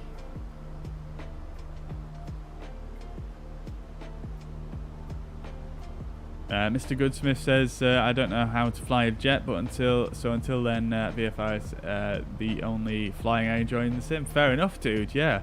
I mean, VFR is just brilliant. So you can't really go wrong there. You know, Microsoft Flight Simulator is, you know, is very, very, very, very good for VFR because, you know, the world is so detailed, the satellite imagery is so good, and I mean, you can't really go wrong there at all, can you?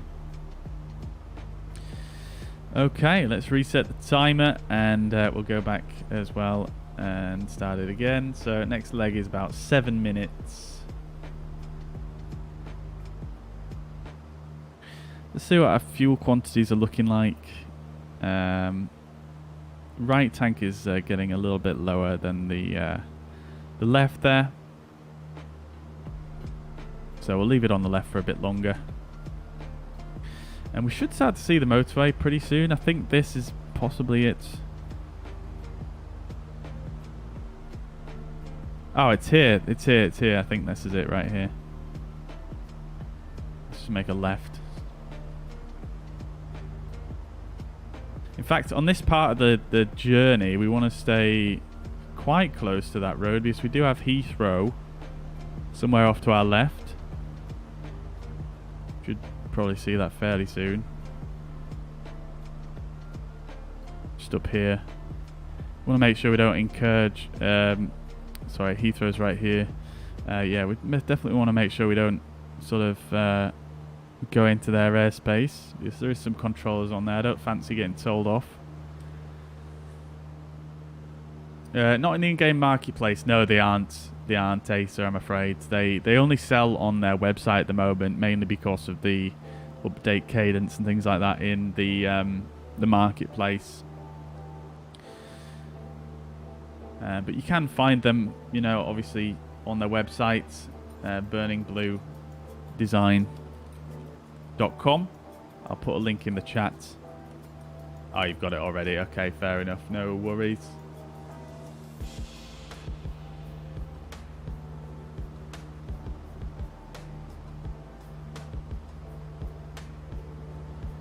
Alright, so we've picked back up the motorway here.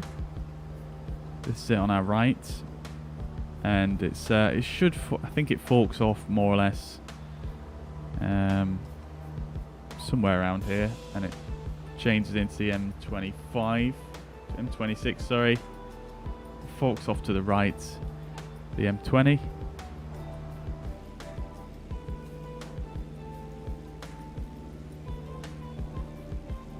In fact, it already has. It already has. I should really keep my map up at all times, really. I've got so many different windows up here.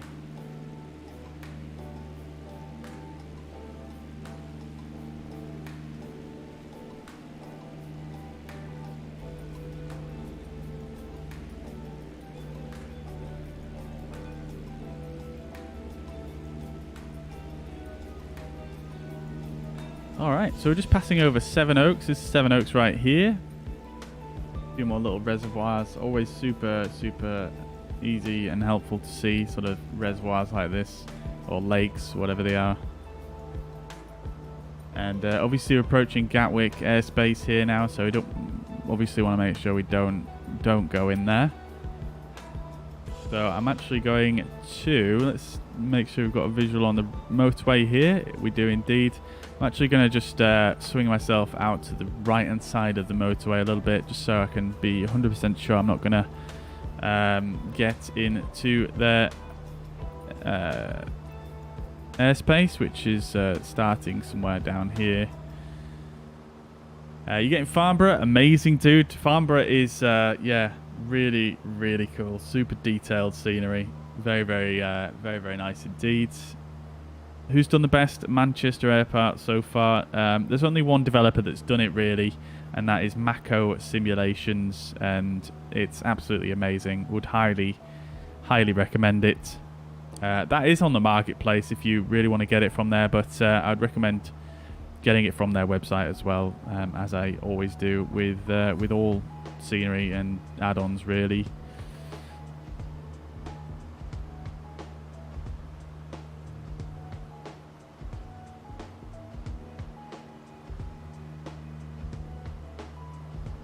Okay, so here's the motorway. Looks like we've got some like burnt in cars in the satellite imagery. That's quite amusing.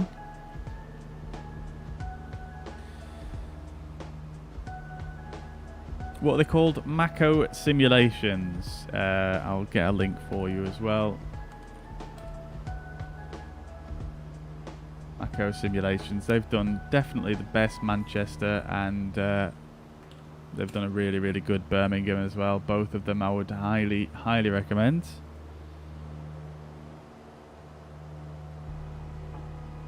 So I wonder, can we spot Gatwick from here? We should be able to. I mean, I'm guessing that's Gatwick right there because of all the people.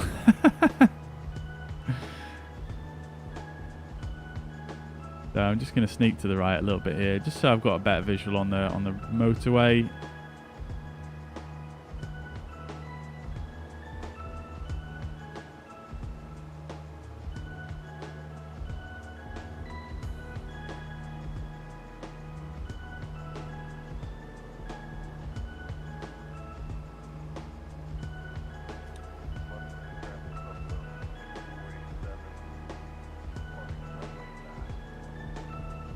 Alright, so our next fix is more or less a beam Gatwick, so that's about here, really.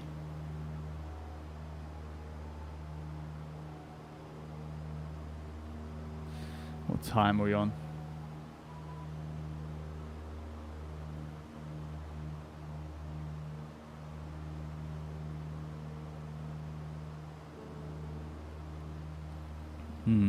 Right. I think I've mucked up my stopwatch somewhere along the line. But I don't think it's the end of the world. Obviously just keeping an eye on the old fuel tanks. Do need to switch them manually in this aircraft. I'm going to just let the left tank drop a little bit further. And then I think we'll switch them back over once we get sort of a beam Gatwick. It's probably going to be the best option here.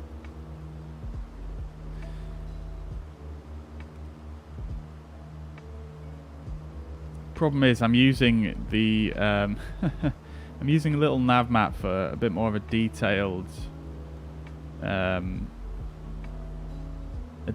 map that I can look at, but I'm also using a little sky vector for the nav log. So it's getting a bit confusing. Jack, welcome to the chat. Hope you're doing well, buddy. Good to see you. Welcome, welcome, welcome. How are you doing? Welcome. So when we get to Reigate, which is, again, more or less a beam... Gatwick. This is Gatwick here. You can obviously hear people on the radio. And this looks like it's Reigate here. So we'll restart the timer there. We'll switch fuel tanks. And...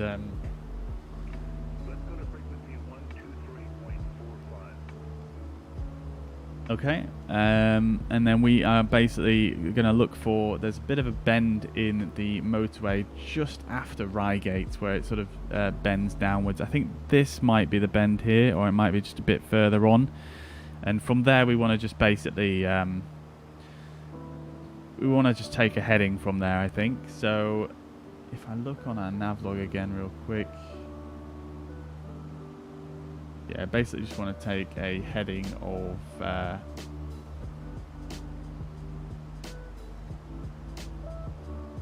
265,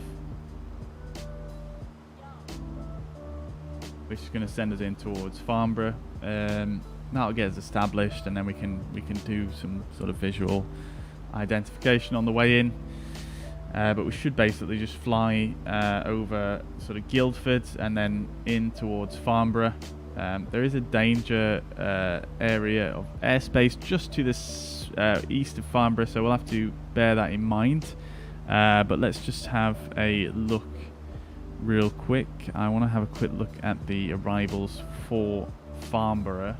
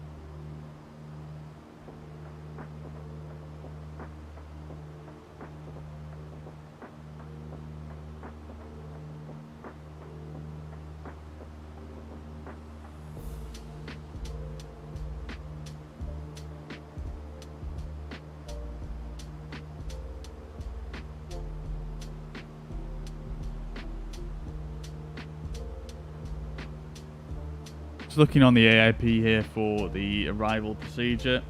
Should have checked this really beforehand, but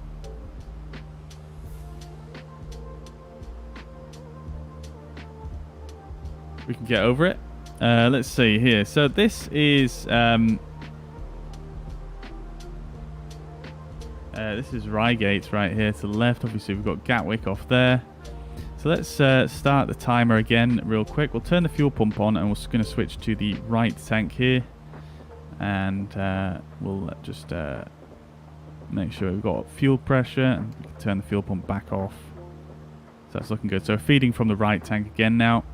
And we're back on the timer. I'm actually going to turn us to a heading now as well of 265, which we're more or less on.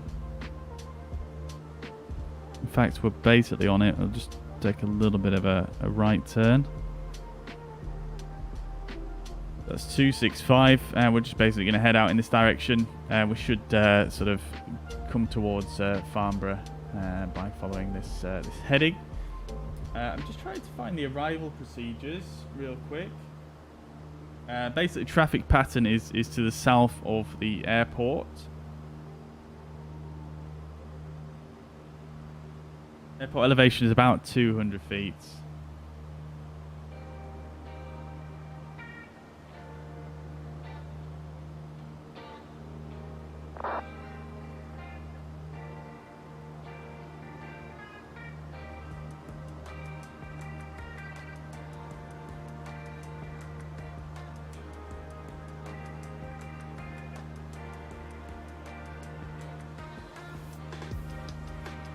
So there's a departing traffic section.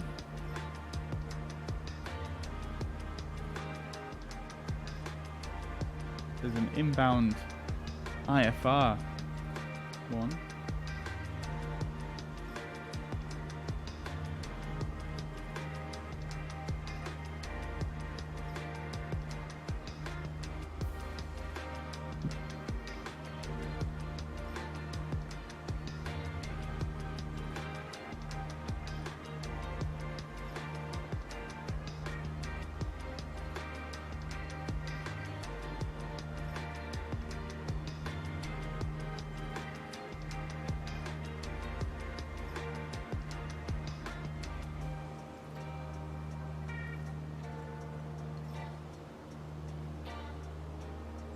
Yeah, there isn't really any procedures that I can see as such. I guess you would probably be cleared by ATC, but we don't have ATC on at the moment, so what we'll do is we will use the visual reference points we've got. So I'll bring up the fuzz pad so you guys can kind of see what I'm planning here. So we're kind of coming in on this north side of Gatwick here. You can see Gatwick airspace here down at the bottom. Sorry, on the right hand side here, just poking out. We've got Farnborough airfield here. We've got these two danger areas. So what I think we'll do is we shall just kind of skirt around to the south side here. We'll come in via Tongham, visual reference point Tongham, which is right there, basically that point. I can actually draw on this one as well, which is there. So we'll come in like this, over Guildford, then to Tongham, and then we'll fly over the airfield, and then we are going to basically do a circuit from there. So checking the weather real quick.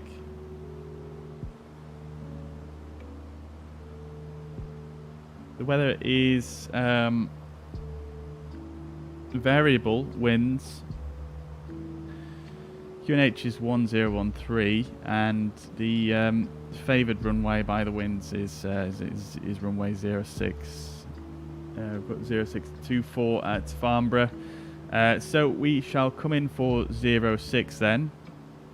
And traffic patterns is south of the airfield, so basically that's going to involve flying in. And then basically we'll take a right turn and join downwind, and then come in like that. If you can actually even see that, I'll zoom in a bit. There we go. If I raise that real quick and I just draw it again, We'll come into Farnborough, and then I'll draw it in a different colour so you guys can see the traffic pattern. So basically just turn back on ourselves and join downwind, and then take a right turn in for runway 06 at Farnborough. So that's going to be our arrival procedure. Should be pretty cool. So if we look at Sky Vector, we can see our next fix is basically at Farnborough. This leg is a total of it's about 20 minutes. Sorry, 11 minutes. So we should really start to kind of look out the window now and see if we can spot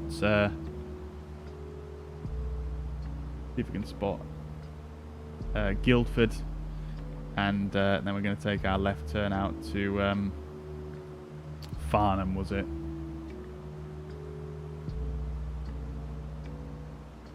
To Tongham, sorry, Tongham.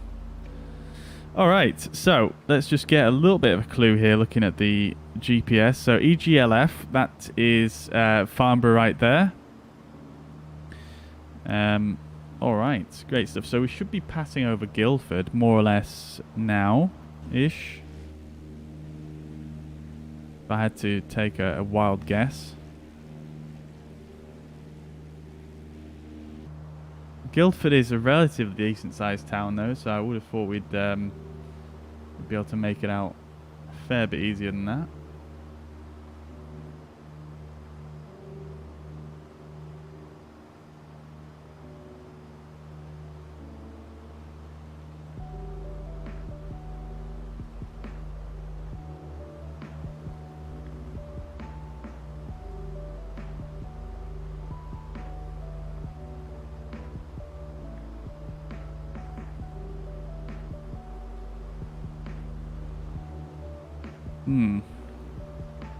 I think this is most likely Guildford right here.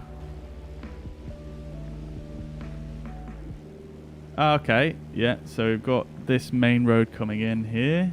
That looks about right. We should have another main road somewhere as well. We've got a train line there. Yeah, that seems to match the map, and they're heading in towards Guildford. So that's good. That's our first visual reference point confirmed. So we're going to take a bit of a left turn here. Make sure we don't enter those warning areas.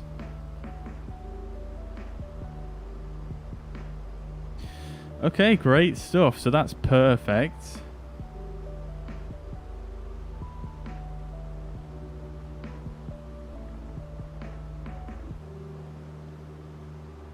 So now we're heading over towards Tongham.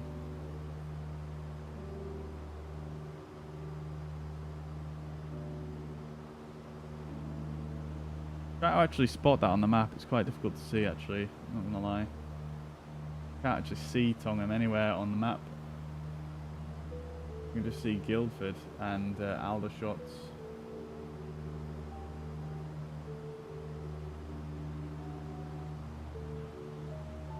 But if we basically just follow the A3 here, coming out of Guildford on the other side, which is possibly this road, and just follow that across, we should get there. Oh, Tongham's right at the end of that road as well. I see it now. I see it. This is right on the intersection of sort of Guildford Road and the A391. So we've got the A3 one, which I think is this.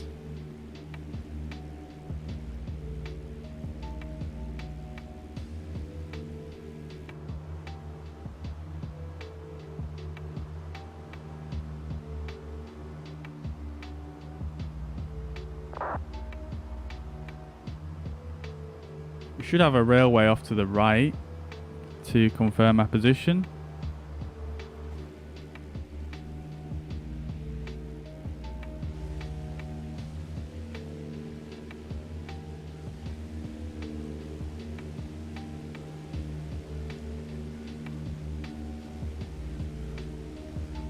I don't see the railway, but Maybe I'm just blind. It's a bit difficult to see some things in Microsoft Flight Simulator. Got a road here as well. I'm gonna just keep visual with oh, is that the railway down there? That's the railway down there. So I'm slightly over to the right from where I thought I was, but that's the road there that I'm following. This is the railway. That's looking good. So I'm gonna just kind of get myself so I'm in between the two. Sometimes I think managing all the windows I have open is the hardest part of flying. Yeah, it gets a bit complex, doesn't it?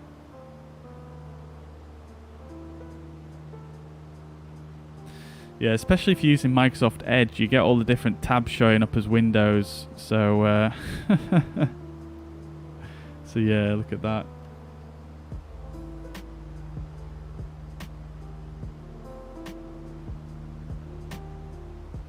Okay, so this road is going to sort of pretty aggressively turn to the right at some point up ahead, and that's then going to be Popham, which I think we're approaching now. I can see there's some reservoirs to the right here. In fact, is that Farnborough right there? That is Farnborough right there. Great stuff. Okay, so we're pretty much ready to rock then. I think this is Popham in front of us.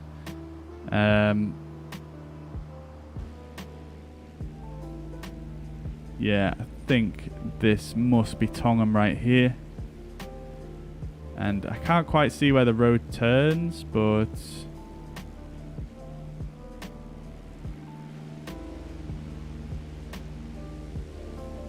Oh, I've lost the airfield. Oh, it's there.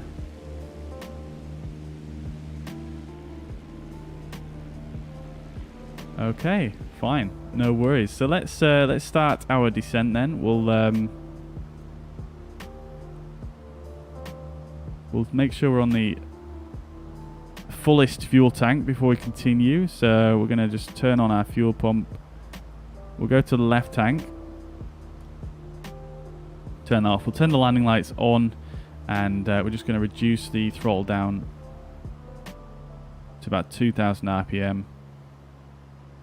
We'll release that altitude hold that we've got. And we're just going to descend down to about 1,200 feet here. We'll take a right turn in towards Popham, not Popham, Farnborough. I'm just going to trim up a bit so we're not descending super quickly. We're going for runway 06, so let's just, I'm just going to move this just to remind me what runway I'm doing.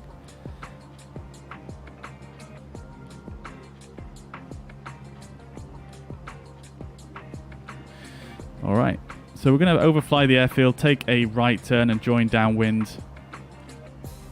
So let's just make an announcement. Farnborough traffic, Golf Sierra India X-Ray Tango is overflying Popham and coming in for a full stop landing on runway 06, Farnborough traffic. Okay, so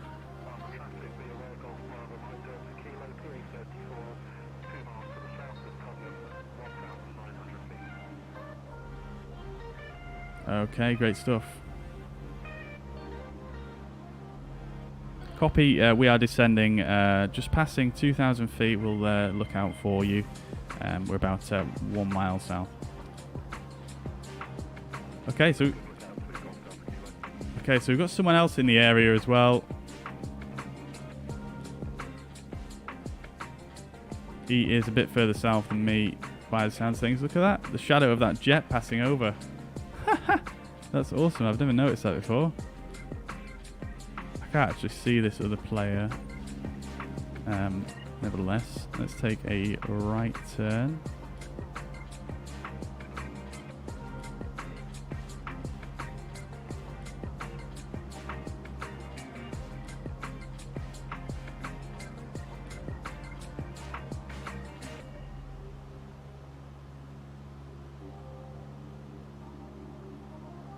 Get the fuel pump on.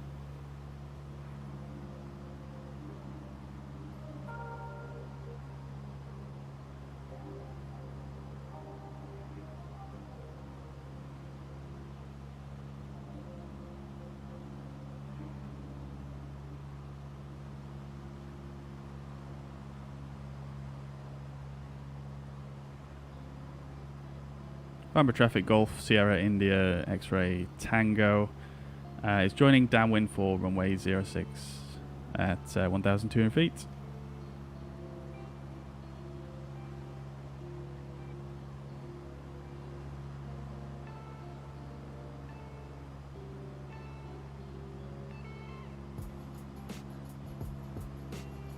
Okay, so a bit higher than 1,200 feet, but we should be there in just a second. Not really supposed to descend in a traffic pattern, but we are just joining, so I think we might get away with it. It's not exactly busy here. We are for some reason climbing as well, so let's make sure we don't climb any further. I'm actually just going to take manual control here, and we're going to land this thing ourselves. We might be a little bit tight in here. Just going to pull the throttle back a little bit.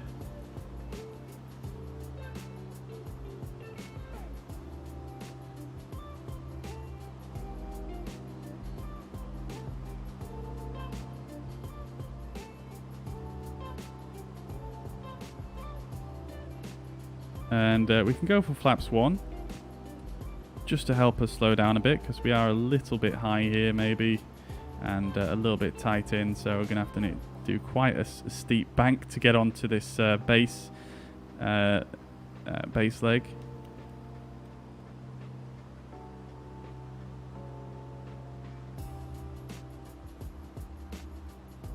Farnborough traffic, Golf, X-ray, Tango, turning base for runway 06.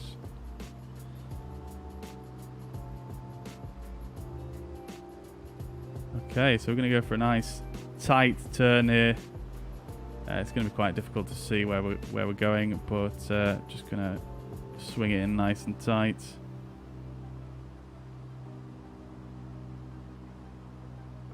Very sporty turn there.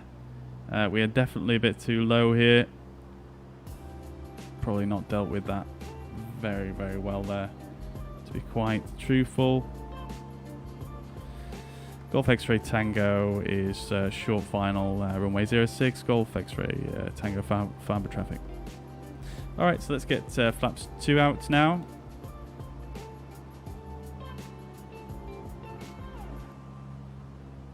And we'll go for flaps full. Are flaps actually out? Yes, they are. Didn't feel like they'd come out then.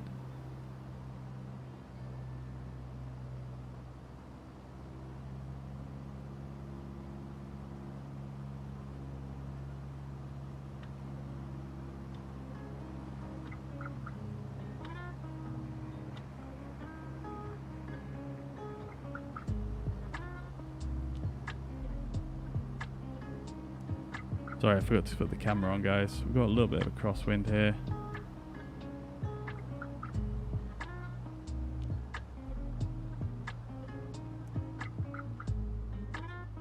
Oh, I floated it. There we go.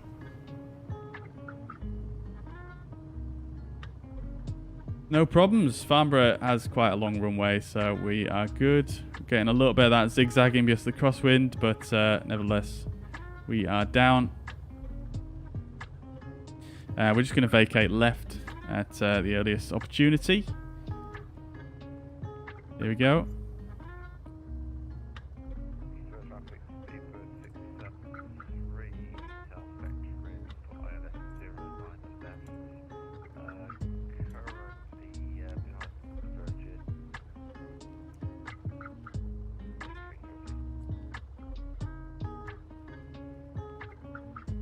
Farnborough traffic, runway 06, vacated, Golf, X-ray, Tango, Farnborough traffic. Alright, there we go. We're down. Absolute butter there. Floated it a little bit, but not really too much of an issue with Farnborough having a nice long runway. All right, let's see if we can find Asa then. He should be here waiting for us, he says. And we're just going to take a left here for the taxi. I'm going to taxi on down to these rather cool looking hangars up here.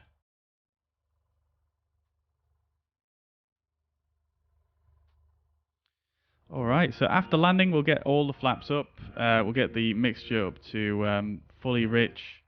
We'll turn off the landing lights and the anti-collisions. We'll get the pitot heat off as well.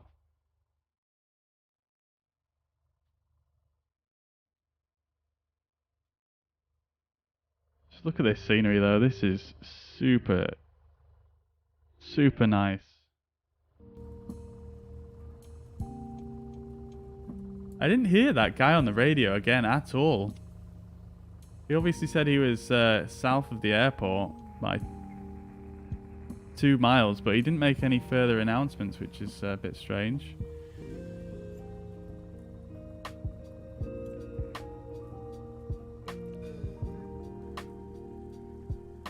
I've turned too early here. I think these are parking spots right here though, actually. So I think I'm just going to pull in here. You can't actually park down this little section right here. So we'll set the parking brake. And oh,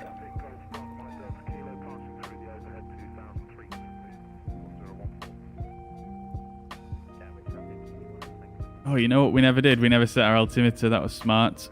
So there's a guy passing overhead now. Let's see if we can actually see him.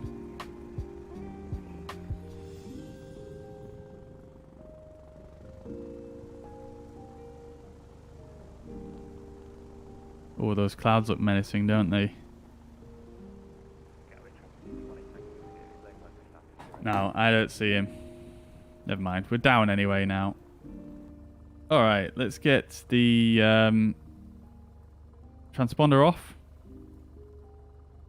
We'll go ahead and turn the avionics off as well. Fuel pump can come off as well. We'll make sure all the avionics turned off. Cool. And we'll just pull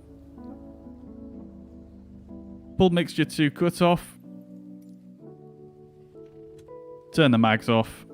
And turn the fuel pump selector off. And we'll open the door.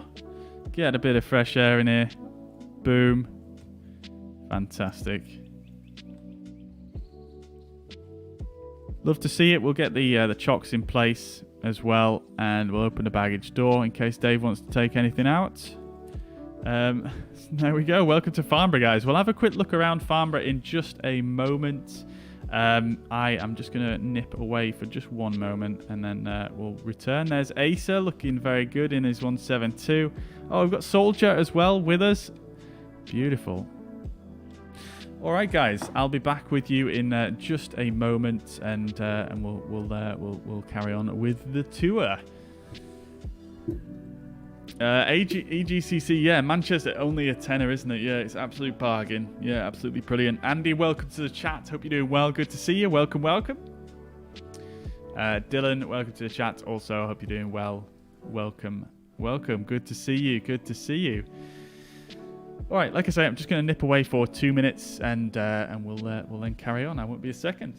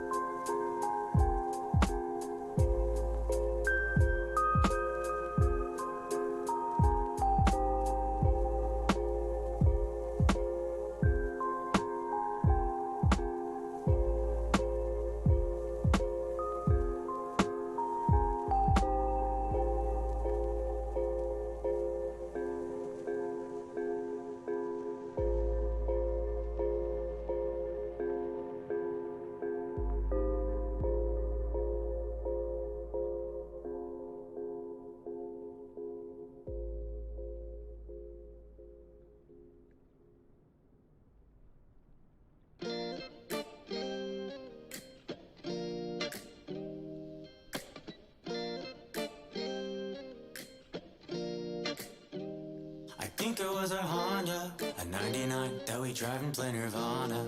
It never started right away, it didn't wanna let me get too far from here. I was still too young to realize that these summertime drives, they don't last your whole lifetime. I think it was a Honda, I run another lot to get through the night.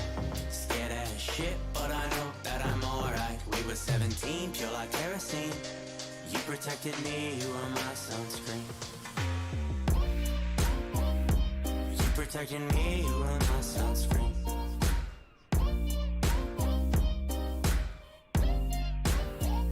I'm running out of karma, I don't think that I'll make it any longer. But with you by my side, I feel stronger than I've ever been before.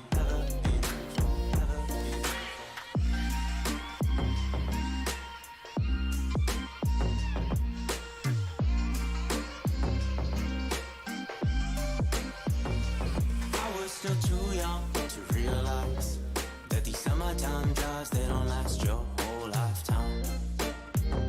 I think it was a Honda, I run another light to get through the night. Scared as shit, but I know that I'm alright. We were 17, pure like kerosene. You protected me, you were my sunscreen. I run another light to get through the night. Scared as shit, but I know that I'm alright. We were 17, pure like kerosene.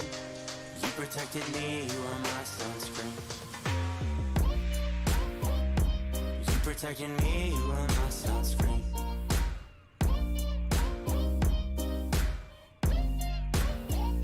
I'm running out of karma, I don't think that I'll make it any longer. But with you by my side, I feel stronger than I've ever been before.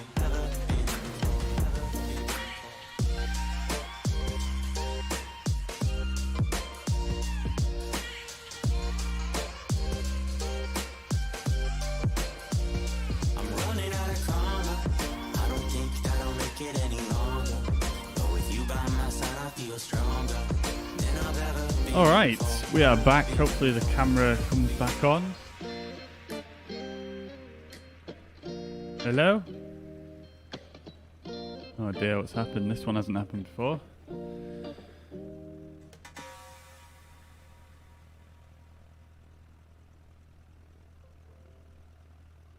Alright, let's try again. There we go. We're rocking. Okay. Great stuff.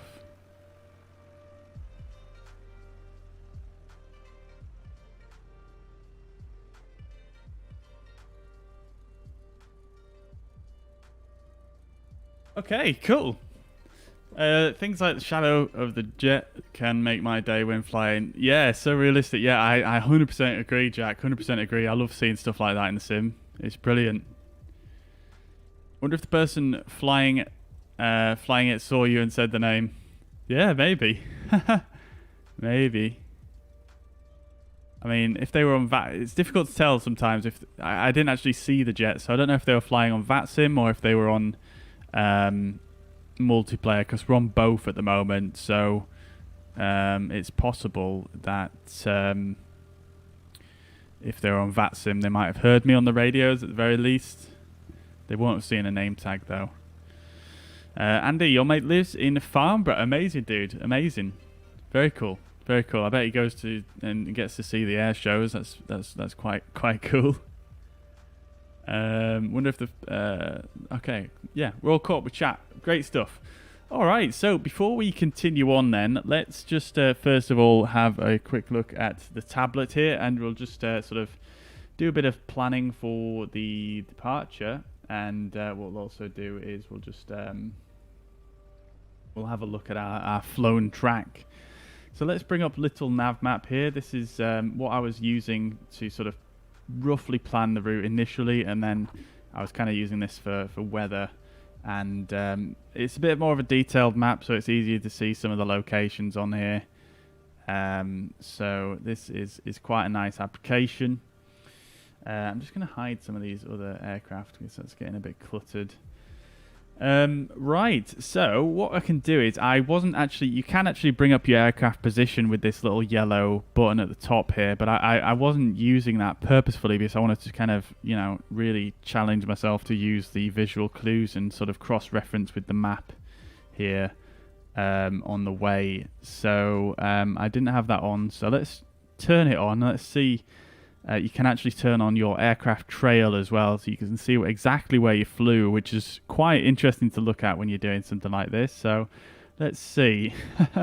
Okay, so yeah, we obviously flew out to the north. What I'm going to do is I'll turn the airspaces on as well, so we can see if we actually infringed on any airspace we weren't supposed to.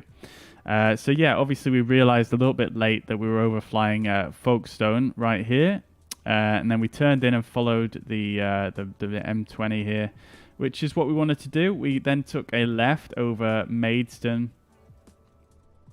and we kind of cut the corner a little bit here, and then sort of caught up with the road here on the right. We saw then the reservoirs, Seven Oaks, and then continued on the right-hand side of the road as we knew we were approaching Gatwick airspace. We then continued on basically in a straight line, and then we kind of adjusted our course a little bit as we came in. I think we made a slight turn there, didn't we? But it's almost invisible. And then we headed in. We identified ourselves above Guildford and took a sort of a left turn down to the southwest, and then in towards. Now this is where it got a bit difficult to see. So you can see Tongham just here. It's kind of hidden by this ILS beam. If I turn that off, Tongham was our visual reference point. So we started getting set up for the approach at that point. We took a right turn in. And then we took our right turn onto the downwind, and then flew ourselves in and on to the runway. And yeah, we're looking good. We're parked here on parking 24. Very nice indeed. Quite a nice looking track, that. Not too bad at all. We didn't infringe on any airspace. This blue shaded area here is the Class Delta airspace surrounding Farnborough. Obviously in real life, or if there was a controller on VATSIM, we would need to get clearance obviously to come in here.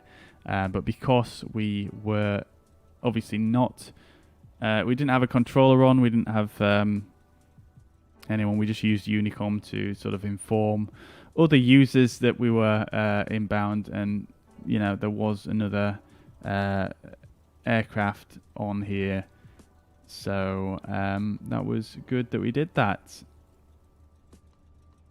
Let's see, I think we can actually turn on VATSIM traffic on here as well. If I remember correctly, somewhere on here.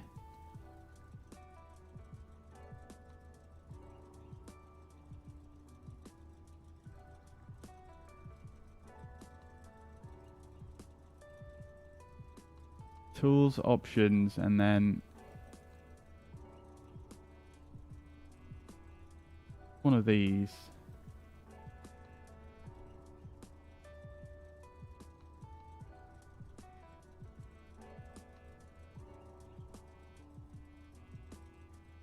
Online flying, VATSIM, apply. Okay.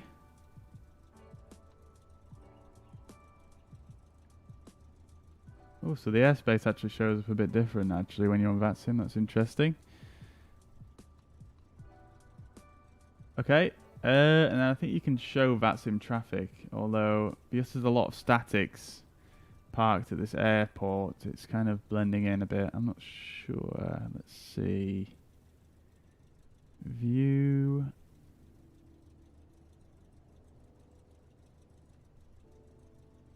Yeah, I'm not sure. I'm just going to leave it. We'll turn our aircraft off and our trail off, and yeah, let's plan in the next leg. It's only a very short leg, this next one, so it shouldn't be too difficult really. Let's just go and clear off the flight plan.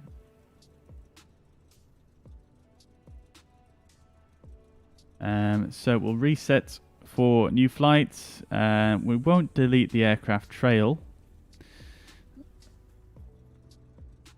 We'll just delete everything else. There we go. Okay, so we're going to depart from... in fact, what I wanted to do real quick, just before we get going, is go little nav map aircraft performance and just see if there is a Piper Warrior performance file, because it'd be quite useful to have that so I don't have to use SkyVector as well. So if we go maybe flightsim.to, let's go Warrior. Actually, we'll type in little nav map. Oh, look at that. VFR waypoints of the world. That looks interesting.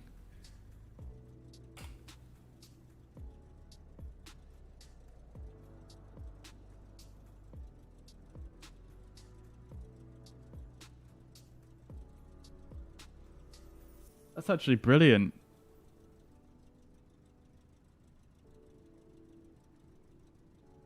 I'm going to download that real quick.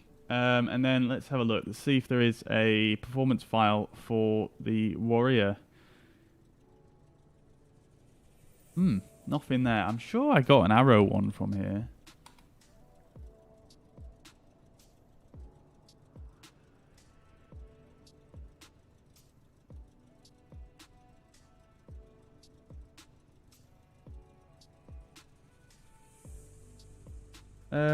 Nope.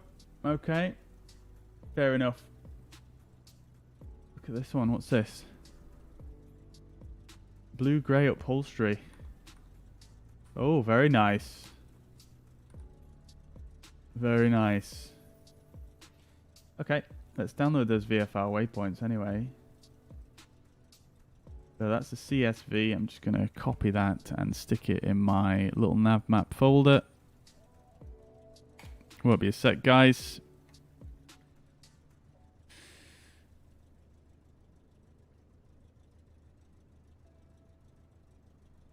And then I think what you can do is you just go user points, import CSV, and then we'll select little nav map files and click that. And then we've got all the VFR waypoints in. Beautiful. Okay, fantastic. Let's have a look. Let's have a look, see if there's some on here. So if we go to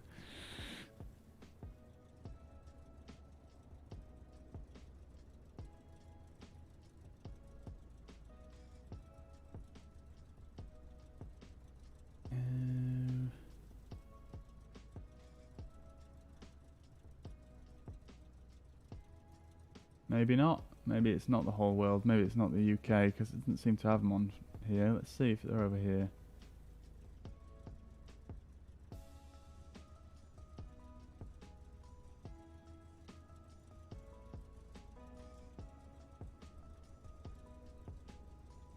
View, user points, visual reference points is on.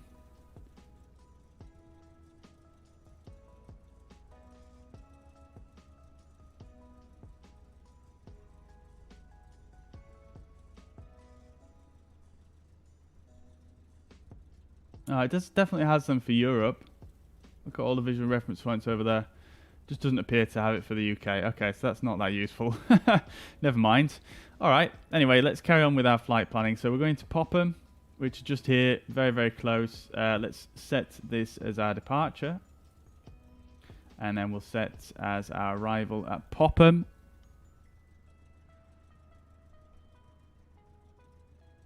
So grass runway at Popham, so this should be pretty fun.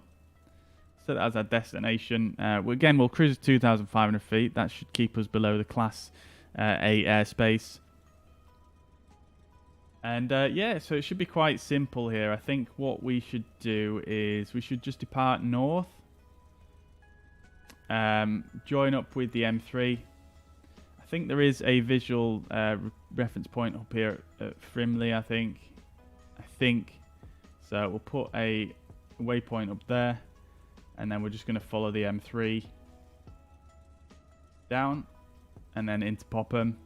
Now, I think there are some specific arrival procedures for Popham, so I'm just going to look those up as well whilst we're here. So let's go to...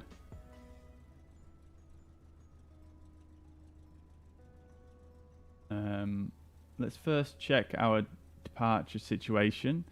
So we're here at Farnborough. So there's a visual reference point at Bagshot up here. Obviously, we've got Blackbush Airport up there as well. Let's see. Bagshot. Let's just refer back to the map here.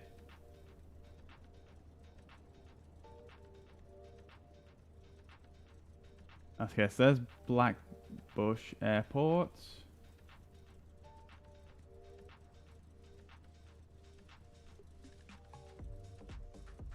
Where is Bagshot?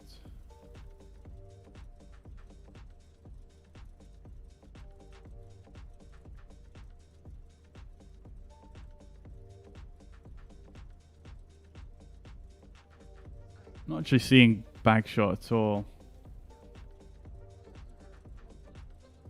Oh, it's here, it's here, it's here. Right there. Quite far out, actually. Actually, no, let's just go put that there. Put that there. Okay, cool. So that should work. We can also just check on the charts here. Let's just have a look at the departure procedures. So, departing traffic, VFR, ATC may issue a required routing or assigned initial heading to avoid noise-sensitive areas. The restriction notified in the visual circuit procedures must be complied with. Okay. So, pretty straightforward, really. Nothing really to... let's see. Visual circuit procedures...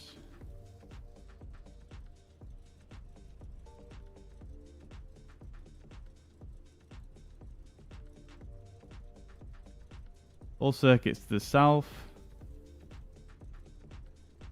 Pilots must overflying the congested area 2 nautical miles west, which we are going to avoid. We're departing to the northeast. Okay. Okay, so we're good there. So finally, let's have a quick look at Popham. So I believe there are some, like I say, there's some specific procedures to arrive at Popham. So we'll have a quick look at that now. So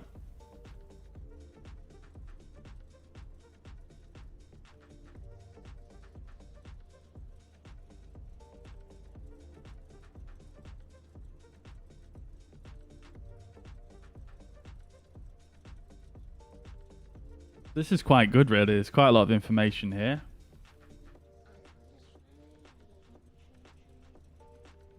Let's have a quick look at the weather and just see what runway we could probably expect to use. There's 2 grass runways here. Wind is currently favouring 08 and 21.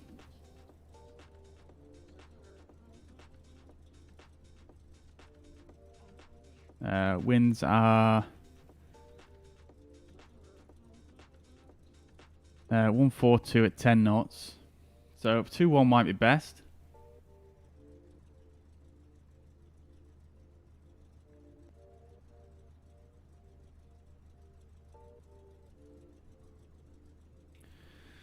All right, so let's have a look then. Runways. Okay, so runways are unlicensed for runway 2. Oh no, runway 30321. This runway is on farmland and subject to maximum use rules. Runways are unlicensed. Okay, that doesn't really affect us in flight sim. All circuits to the northwest. That's all runways. So that means right-hand turns for runway 21.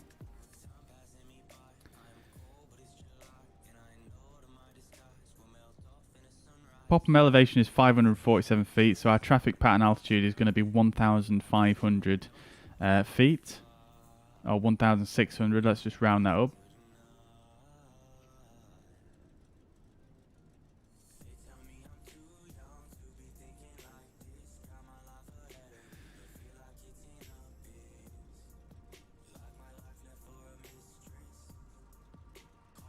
Okay, so let's zoom in here. So there's a lot of noise sensitive areas surrounding Popham.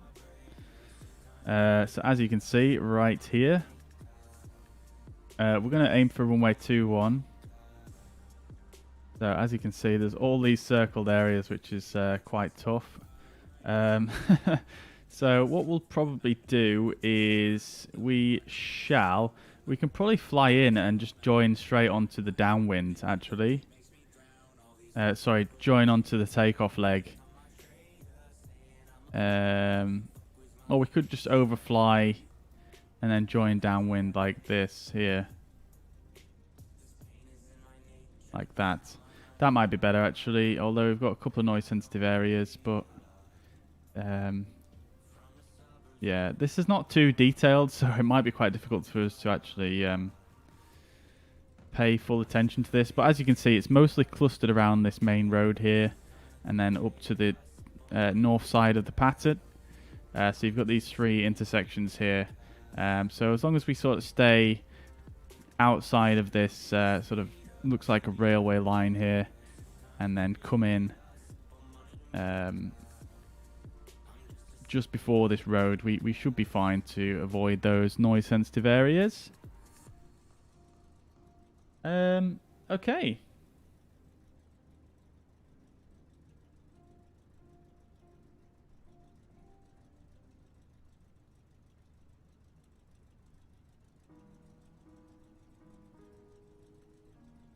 So obviously the arrival procedure is a little bit more complex if you're arriving for runway 08 and 26 because of these garage buildings that you have to avoid, as well as the grain silos. But we're going to go for runway 21, so that should be a bit easier, actually. All right, cool. So let's go back to the little nav map and just see if we can add in an arrival.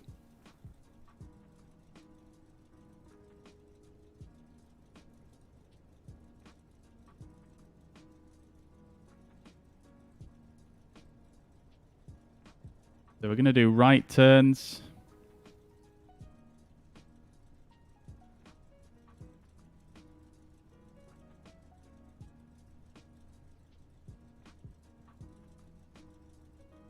Pattern altitude is going to be 1,600 feet. And the downwind, I don't actually know how long you would have the downwind. It doesn't need to be 10 nautical miles.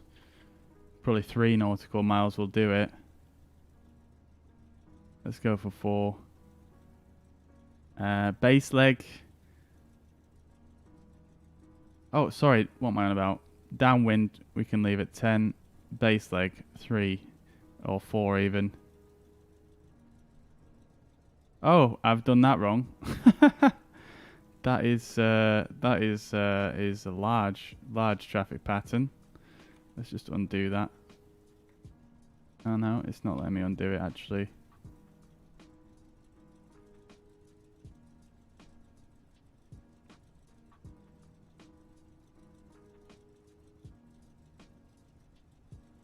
Try that again. Right. So we want runway 21, we want right turns, and our base leg.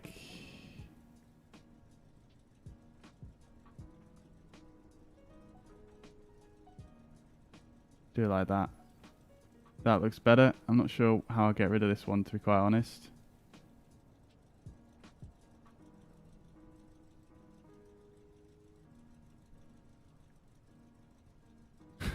Yeah, I don't know how I get rid of that first one that I made.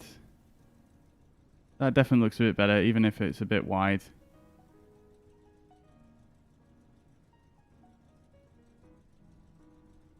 Okie dokie. I'm gonna be quite honest with you guys. I'm probably gonna just completely ignore that, because it's drawn it way too big. We're using visual references like this train track here, so we're gonna join downwind about here. If I just bring up my pen real quick. We're actually just going to fly in and join downwind about here. We'll then take a left turn and join like so. We'll fly outbound, and as you remember this road from the charts here, we'll take our right base turn and then final like that. That's how we're going to do it. We're not going to do that whatever I just did right there. All right, cool. So I think we're ready to rock, guys. I think we're ready to rock. We'll have a look around Farnborough in just a second here.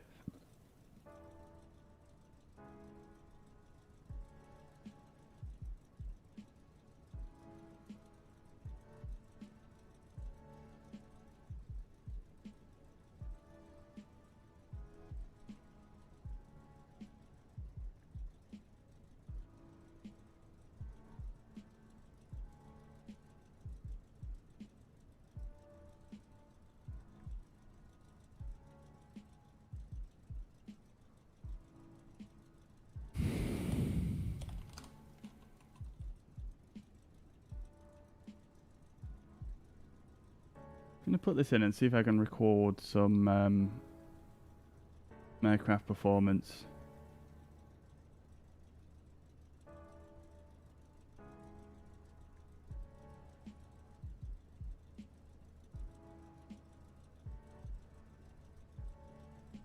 Yeah, so it's only a 13-minute flight, this. We spent far longer planning it than what we're actually going to spend flying it, but nevertheless, let's have a quick look around Farnborough now.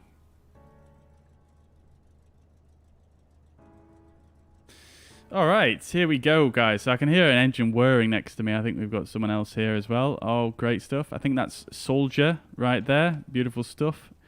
Glad you're joining along with us. Welcome. So this is Farnborough, guys, by Burning Blue Design once again. We've got Acer over here in his 172. He's not rendered in for some reason. Let's say hello to Acer. Oh, that's you, Zach. That's you. Awesome, dude. Awesome. Great stuff. Yeah, for some reason Ace is not showing, but I'm sure it'll show up eventually. All right, cool. So let's have a quick look around Farnborough before we get going here. One thing I do like about Farnborough is, again, much like Lydd, it's just super, super well detailed.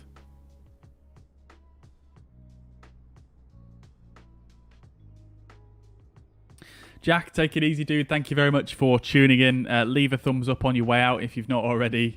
Much appreciated. And yeah, thanks for the kind words. And enjoy the rest of your weekend, dude. Thank you. And speaking of thumbs up, if we look here on YouTube, we've got a couple of viewers in now. If you've not already left a thumbs up, that would be super, super appreciated.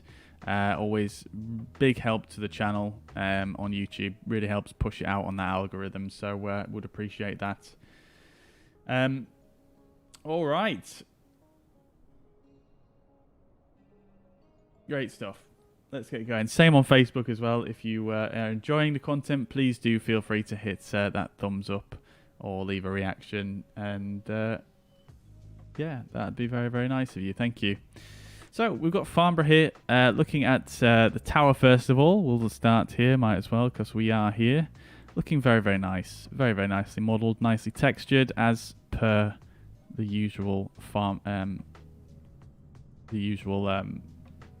Burning Blue standards. So you can even come inside the tower here, and you've got a bit of detail in here, which is great to see. Look at that. We've even got Burning Blue's website right here on the screens. These guys are obviously slacking off a bit, and then we've got their Discord. Love to see it. All right, and then we've got the sort of, I guess this is the main apron down here, and then you've got these big sort of iconic hangars at Farnborough with this super cool sort of sweeping sort of look to them. We've got a Boeing 78X coming in, very, very low there. Not sure where he's going. Yeah, and then we've got this sort of really, really nicely modelled building here. We've got a nice little person stood there just for detail. This is what I mean about burning blue designs as scenery. The detail is just so well done. Like, look at this kind of stuff. You've got people on the crossings here. Like, this area you might not even really ever see from an aircraft, but they've taken the time to detail it out. Obviously little signs like this. Just the quality of the texturing and modeling is just brilliant. Like, look at this. From this angle, it just looks fantastic. You've also got down here, obviously another hangar. Ground textures, very, very nice. Ground markings, very, very nice. I think you can actually go in this hangar as well, which is nice to see. Very, very nicely detailed in here. PBR textures, obviously a nice shiny floor. Very, very cool. Nice lighting in there as well. Some more hangars here. Obviously, you've got some private jets. And look at this hangar. This is super nicely modeled. Look at that with the glass on the doors. Super cool. Fuel farm here as well. Yeah, I can't really praise this enough. I'm not going to be able to show everything here as well because there's so much.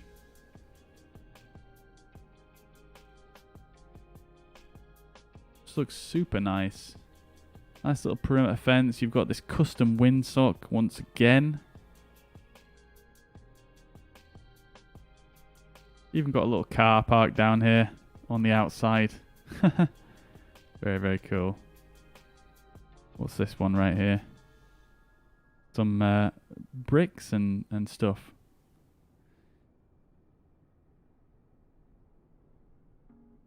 The detailing is just incredible, even around the far reaches of the airport here, where you might really pretty much never see. Look, you've got even little cones. This fence is very nicely done. You've got another car parked out here. Obviously, you've got the ILS beacon, ILS antenna there. I've got another little. It's just incredible. Nice little bridge again. Saw this sort of thing in Lydd, but again. Great to see. A little tractor parked down there. A very small tractor, in fact. Runway textures are really good. Obviously, some custom markings used there as well. Looks like we've got a little silo here as well. Another little tractor. And again, some great detailing down here. Fire practice area here. I'm not going to dwell on every little detail here, but you can kind of get an idea. We've even got some buildings modelled on the outside of the airport here, as well as the car park.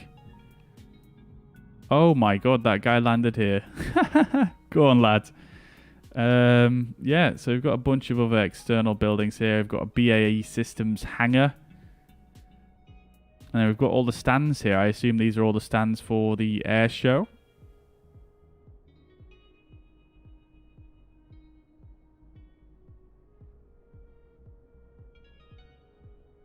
And then just look at the clutter, look at the detail.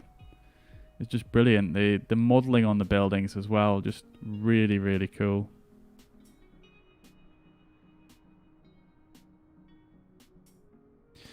Super nicely done. And then coming down, again, same sort of story here. You can see there's a lot of buildings sort of on the outside modelled as well. You've got a few statics here. Some red arrows, I think they are, and a helicopter and some of the little bits and bats.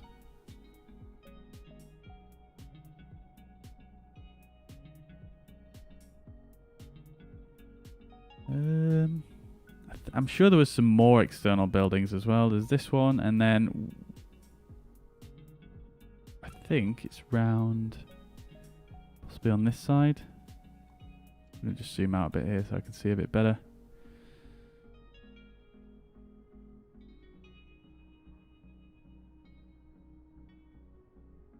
Got some kind of like a Gulfstream hangar here as well. This is a really cool looking one. And then, yeah, come around this side. So you've got a bunch of external buildings here. You've got this sort of structure here. I'm not exactly sure what it is. It looks like an old sort of barn or silo or something that's had its sort of exterior taken off, or it's not fully built yet, but nevertheless, very nicely modelled. You've got some other buildings in here as well. And all this stuff, it's just modelled. I mean, absolutely brilliant. Costco, even a guy stood outside waiting to get his toilet roll or whatever he's getting there. This office building is even modelled in nicely. We've got the parallax effect on the windows. Very, very cool. And we're coming back round to the main hangar area. And I'm just going to flick this to nighttime as well for you guys, because it's got some quite nice lighting as well at night.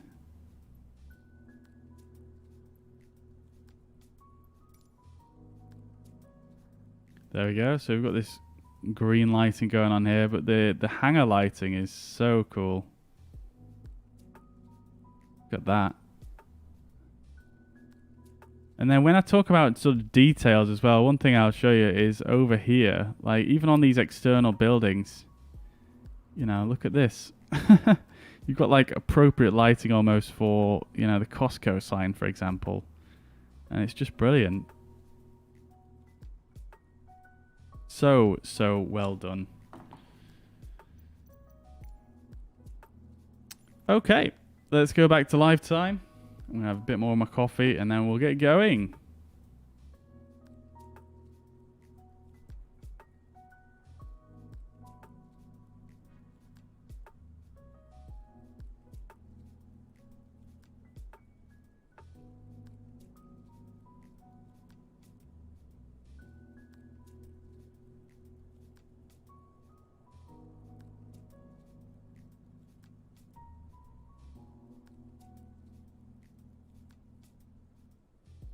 All right, guys.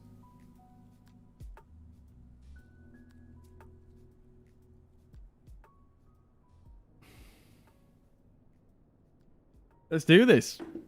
Now, I realize somehow I've managed to make a 40-minute flight into a 3-hour stream somehow. So I think this might be my last leg today. But nevertheless, we shall enjoy it. We shall enjoy it. All right.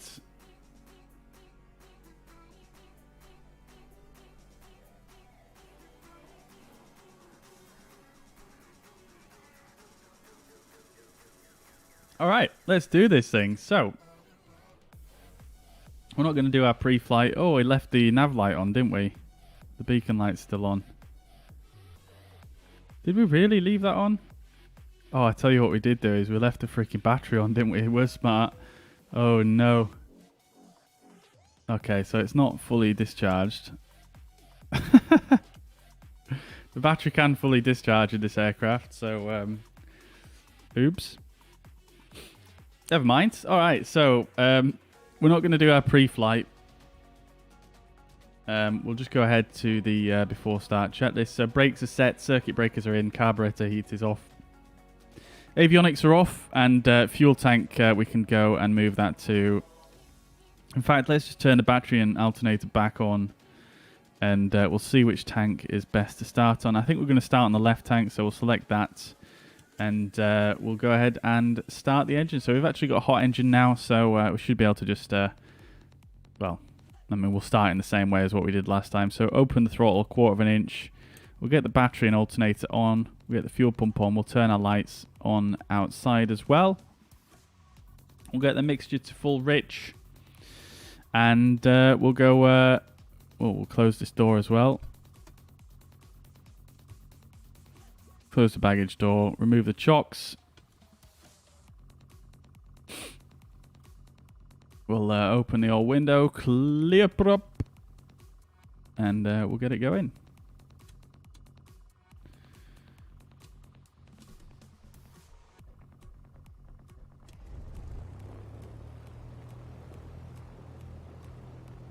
There we go. Just adjusting to about 1100 RPM.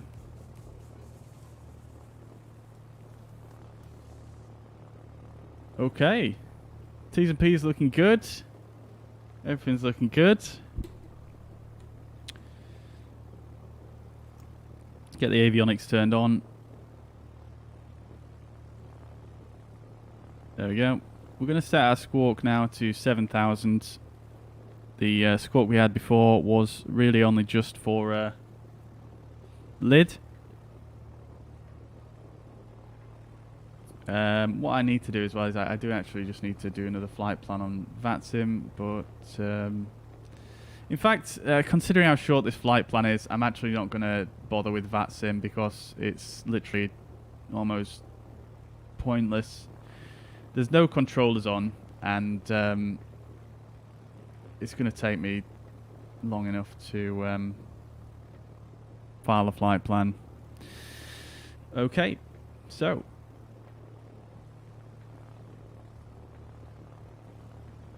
let's have a look, see if there's a windsock near us. Can we see the wind?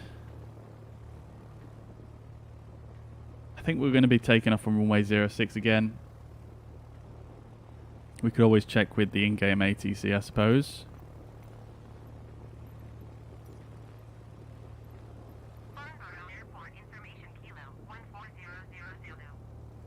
Runway 06. Wind 142 at 15. So it's about the same as when we landed, really.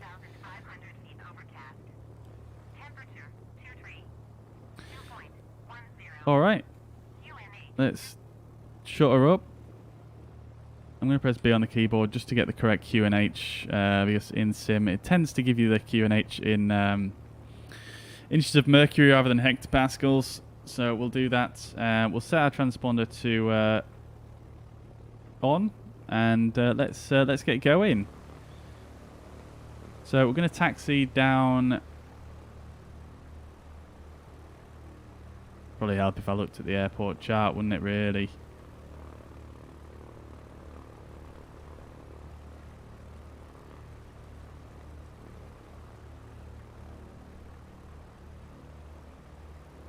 Alright, so I think this at the end is just the runway there, so we don't want that.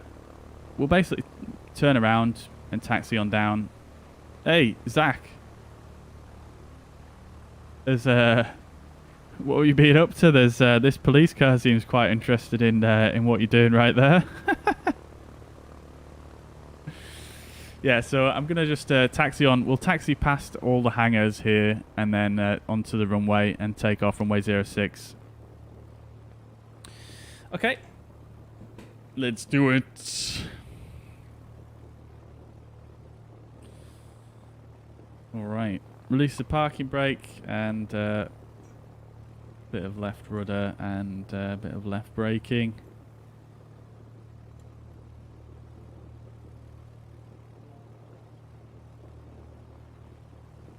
Alright, let's do these.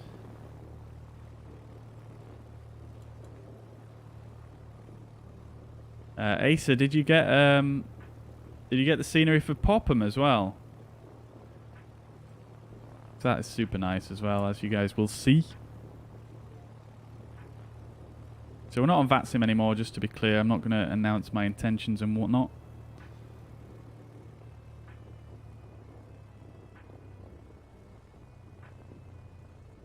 Bit bumpy here on the taxiway.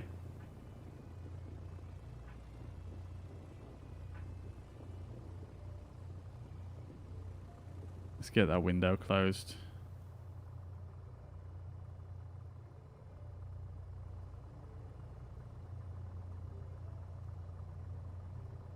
Okay, cool stuff.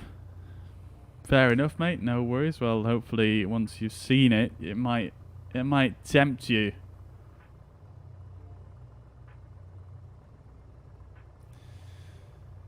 Okay, so we are basically just going to depart, take a slight left turn, and basically there's a road straight in front of us we can actually follow straight up to our first visual reporting point.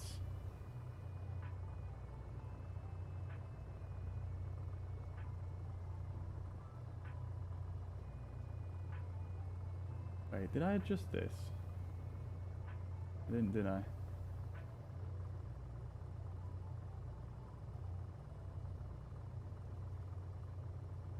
I'm not concentrating here.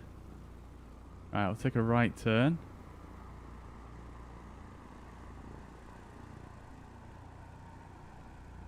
Holding point Foxtrot 4.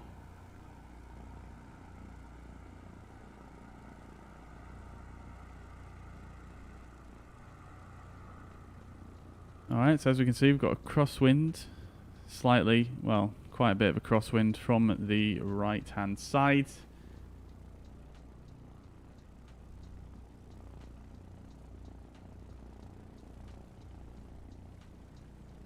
Let me just refresh my memory on where that visual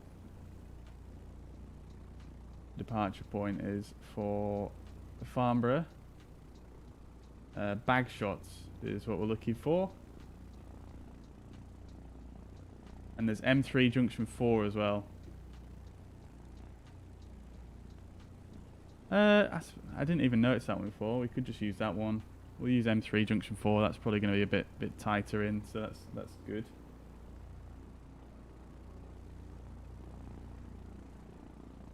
Yeah, that's what I had on my initial flight plan actually. Okay, fine, no worries. So we're going to just depart straight out. We're going to pick up the A331, which will be more or less straight below us as we depart, and then take a left turn up there to the junction 4 on the M3, and then follow that basically down to Popham. Alright, I'm just going to break down and hold short here. I'll do a quick run up, guys, and then we'll get going.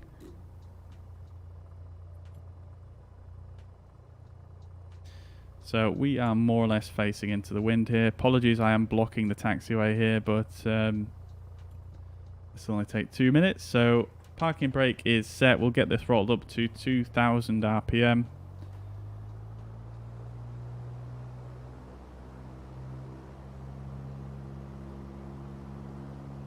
There we go, mag check. Looking good. Right mag. Great stuff, all within limits. Get that off. Vacuum is all within limits. T's and P's all in the green and all within limits. Ammeter is looking fine. Annunciator panel is still working okay. Carburetor heat, we'll just pull that down. It's still not animating, but as you can see, the RPMs do drop a little bit when you bring out the carburetor heat. And we'll just bring it back up, and the RPM should recover. That's looking good. We'll turn the fuel pump off, make sure we check the fuel pressure is looking good. We'll pull the throttle back to idle. Fuel pressure should drop. All looking good there. Great stuff. And we'll bring that back up. I'll turn the fuel pump back on for takeoff. Get our landing light, anti-collision light, and pitot heat on. And that is the before start checklist done. Our heading is set. Well, we've got our CDI set. And we'll get this also set. Our first turn is going to be approximately to...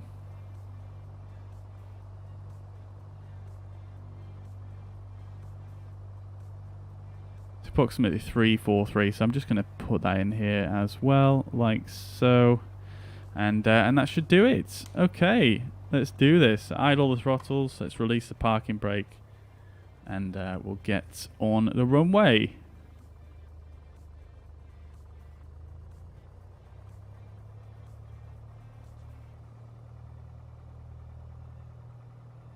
Get our transponder set to altitude reporting now.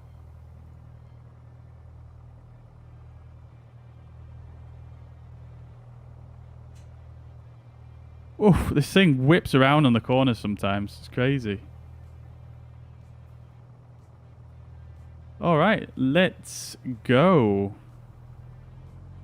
The rotate speed is actually quite a bit lower than what I'd previously done in this aircraft. But I think if you keep a nice bit of back pressure...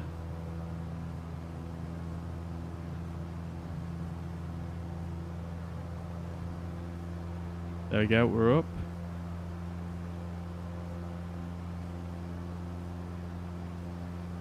Okay, rotating to about 80 knots.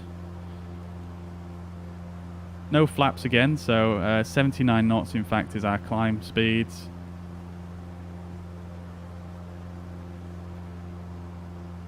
So if you've got the Piper any of the JustFlight Piper aircraft, you might notice if you take off in a crosswind, it kind of wiggles quite a lot just as you're rotating. And one thing I've found actually, in fact I found this in the forums the other day, and what I'm just testing out now, is if you give a bit of back pressure on the stick as you approach the rotate speed. Now you don't have to rotate fully, but what tends to happen is it puts the weight on the back wheels, so it doesn't actually go crazy as much, I find, which is nice. Okay, so let's see where we are here. Okay, so this is the road that we want to follow to the north. So let's take a left turn here. A little bit of left rudder there to keep the ball centered. And we're basically going to follow this up to the junction 4 of the M3.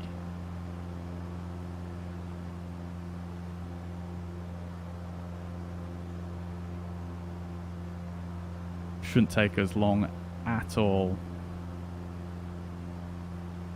Forgot to switch fuel tanks, I've just realised, on takeoff, but it's not an issue. We've got tons of fuel. Going to shallow out that descent rate now. Pull the throttle back a little bit.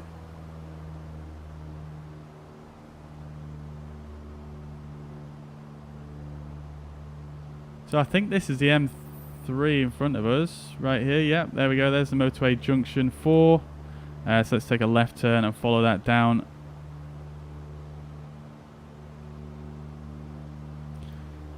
Get the landing lights off. Fuel pump. We'll leave the fuel pump on because we're going to just switch to the right tank. Turn the fuel pump off now. And we're good to go. I'm just going to set my heading bug here. And we'll turn on the heading mode again.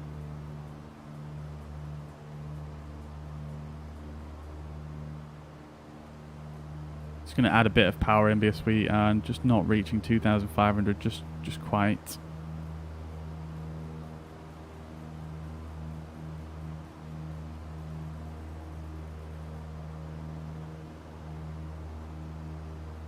Alright, so this is the motorway we're following now, basically all the way.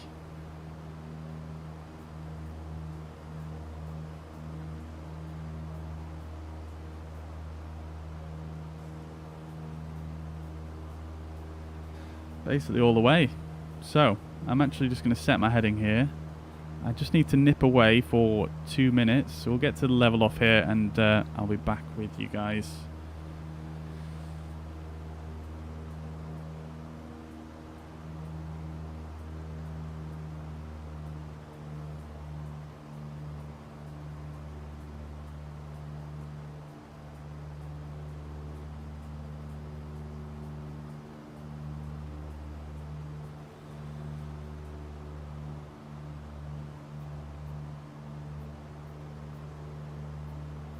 Quite difficult, still quite difficult to trim this thing out. Right, that should do it for 2,500. Let's get the altitude hold in. Make sure we're on track. And yeah, I just need to nip away. I'll just be 1 second, guys.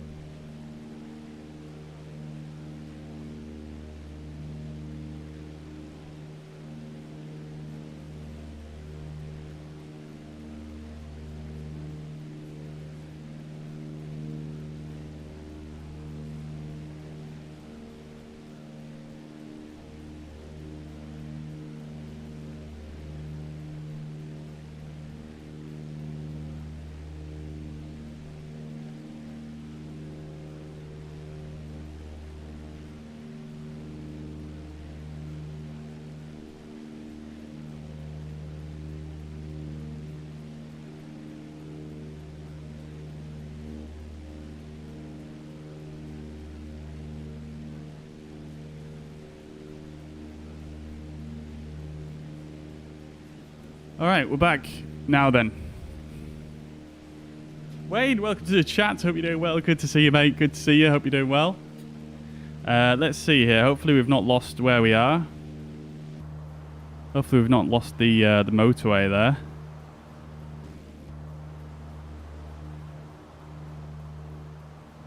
Is this the motorway? Looks like this is the motorway here. Okay, great stuff. See how we're doing on fuel. Fuel's looking good, about equal in both. Probably should have just reset that before this flight, but not an issue. Don't think we really need to use the timer for this one because it is such a short flight. We should be able to find our way there pretty much no issues at all. What I didn't see on the Lydd chart, sorry, on the Popham charts that we looked at though, there wasn't any sort of visual reference points that were kind of further out. They're all very close into the airfield. Let's have a quick look actually, see if there is one in the file here. I don't think there is. No. No worries. Alrighty then. Looking good.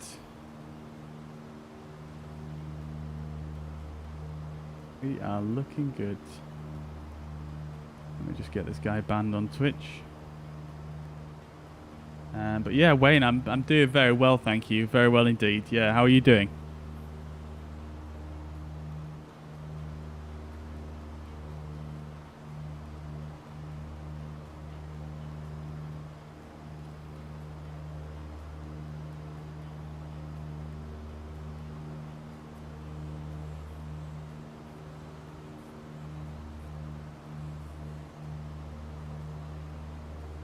Okie doke. So we're not actually far away at all now. We might be able to identify the airfield from here. I think this might be it right here. Potentially. Although that is just potentially just a lake.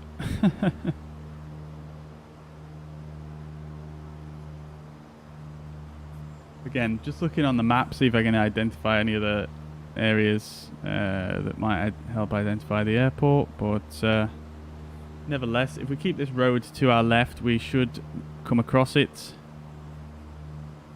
Obviously, just need to be careful that we don't overfly those airfields, not the airfields, the petrol station, which is on this side. If we are coming in from this direction, we want to try and identify the airfield a little bit earlier, so that we can take a right turn and transition onto the right turn traffic pattern for runway 21. So I think what we'll do then is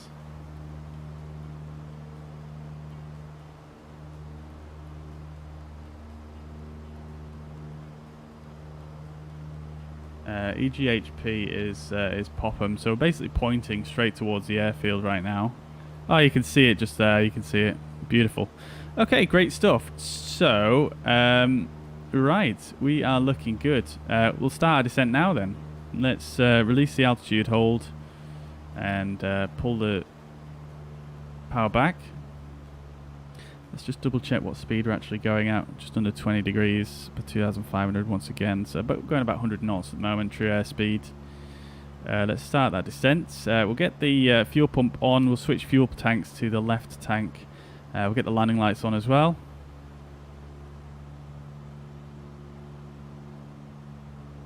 Let's just give it a bit of trim down because it's struggling a bit to actually descend at the moment.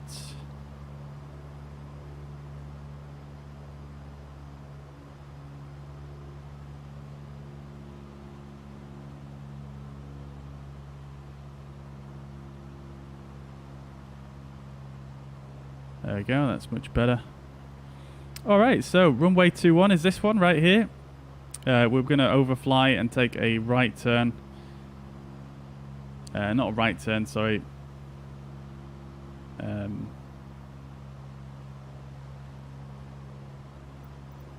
Actually, it might be better coming from this angle just to take a right turn. In fact, we could just fly the full traffic pattern from here because we're basically pointing down runway heading anyway. So let's do that. I'm going to set the heading bug and we'll set this here as well.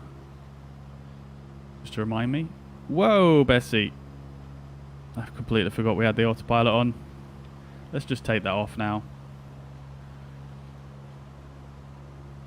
And we'll take manual control from here. Hopefully we can get a bit of a cleaner pattern flowing this time. We're going to descend to 1,600 feet, which is where we are now.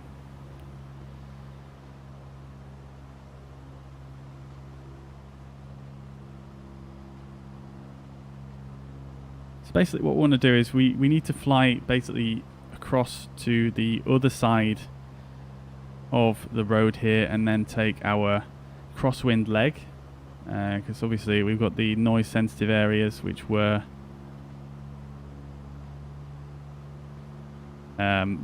just around here. So let's just see where we are. Looks like we're more or less over the runway, so let's turn to the heading of 2-1.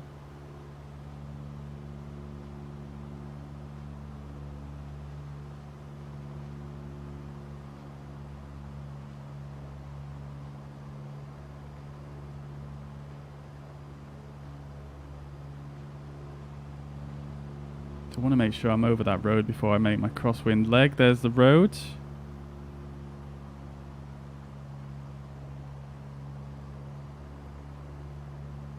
Okay then. Let's see where we are. Okay, we're looking good. Let's take a right turn.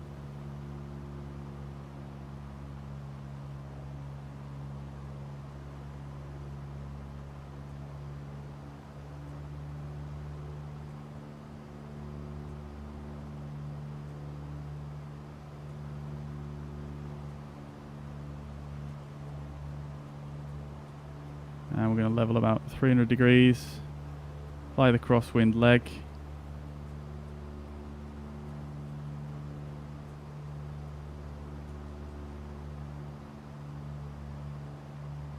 Let me just bring up that chart again real quick so I can make sure I'm avoiding these noise sensitive areas.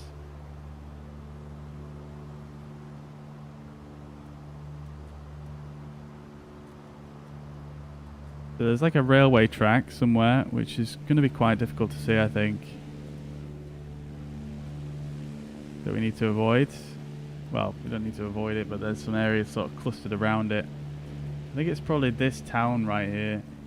Surely not. That's a very wide traffic pattern.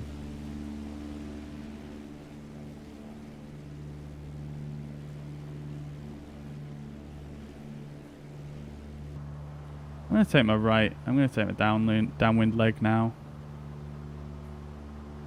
We'll have to see where we actually flew when we look at little nav map. Like I say, the charts that we looked at earlier on, they are a bit difficult to see.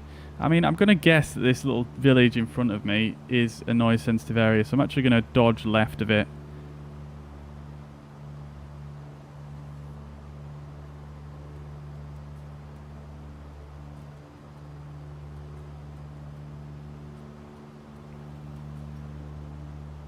Hopefully we've missed that. Let's see where we are. I mean, we're more or less missing it. We're not super clear of it, but I think this should probably do.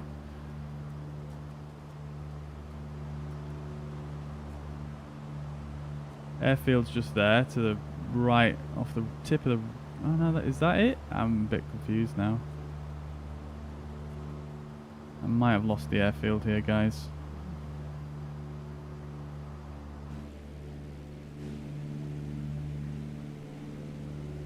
Like I say, this seems like a very wide traffic pattern, but maybe it is like this in real life, just for noise abatement.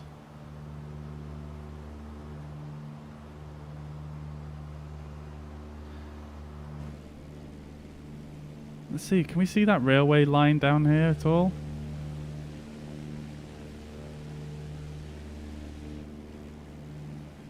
Like I say, it's so difficult to see railway lines in this sim. That's a road.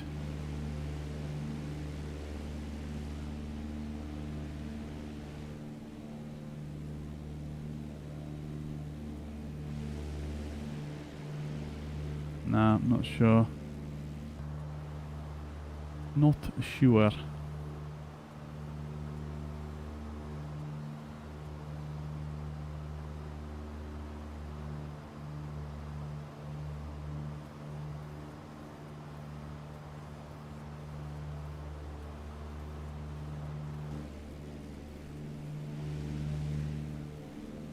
Interesting. I can't even see this other road. Anyway, let's turn in for base now. I'm going to start descending.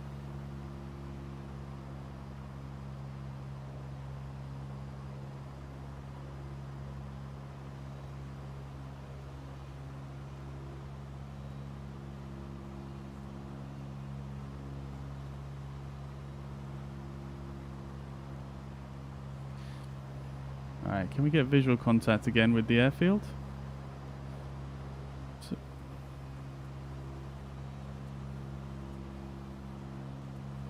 there it is, I think. Great stuff. Don't need to descend quite that quick then, it is quite far away.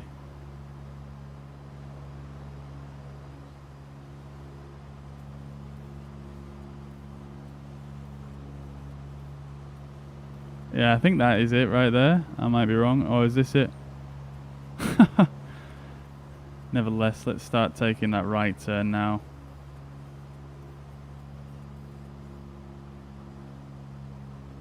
Regardless, we've got quite a long final here, so we should be able to adjust accordingly.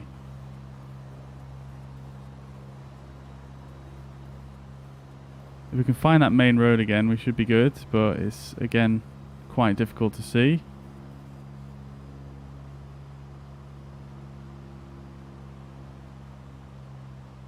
Let's bring this down. It's getting quite difficult to see outside. Oh, it's over there, I think.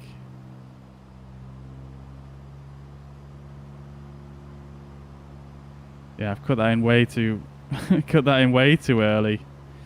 Yeah, I just feel like that traffic pattern is so... Maybe I misread it on the charts. I think I probably did, to be fair. So that's my bad. Let's get flaps 1 out anyway.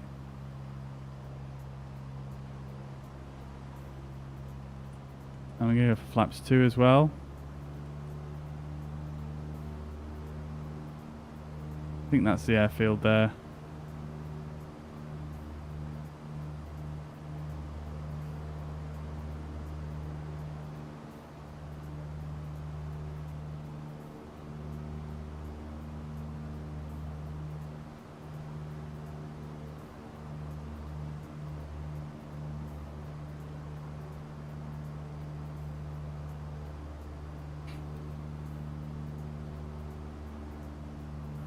Okie dokie.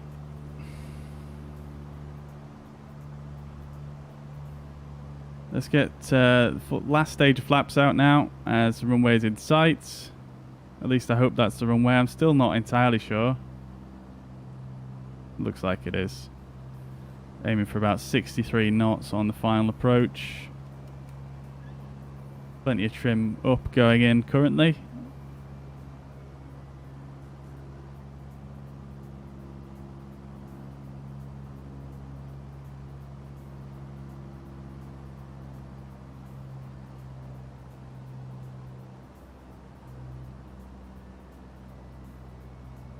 Gonna have quite an adjustment to make here on final.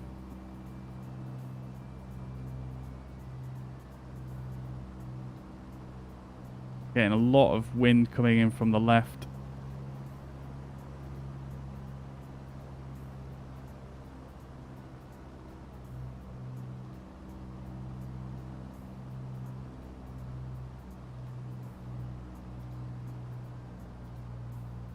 Eating up a lot of runway here. There we go, we're down. It's quite long though actually for a grass strip. Onto the brakes. Looks like Acer beat me here. Didn't get lost on the traffic pattern like me. Alright, here we are. Welcome to Popham, guys. Welcome. Let's get that up. Alright, great stuff. Beautiful. Let's get the landing lights, fuel pump off, pitot heat off, and the anti-collisions off. Oh, you reloaded. Fair play, dude. Fair play. Here we are at Popham. Anyways, let's see if we can find the taxiway coming off here. It's all in quite deep grass here, actually. I think this is it right here. I think you just taxi straight. But yeah, welcome to Popham, guys. This is a very, very cool airport. There's the petrol station that we needed to avoid. But yeah, this is a very, very cool airfield by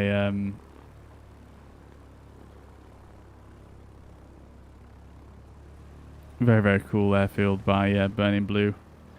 Let's get the flaps up. Look at the smoke coming out the chimney there on the sort of cafe. Actually is affected by the wind as well. You can see it's actually getting blown by the wind. There goes Acer. Lovely stuff, lovely stuff. And we're just going to park maybe a little bit further down here. As you can see, super, super detailed airfield. Absolutely love it. Got a few bikes and cars parked down here. And these actually change depending on the time of day and time of year, which is very, very cool.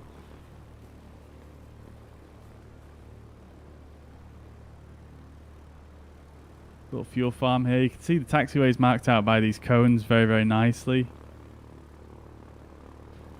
Got a little bit of uphill to go here, so let's put a bit of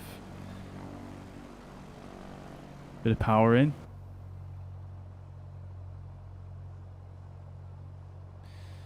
Okay, here we are. So I'm just going to swing it around here. I'm just going to park in front of these aircraft.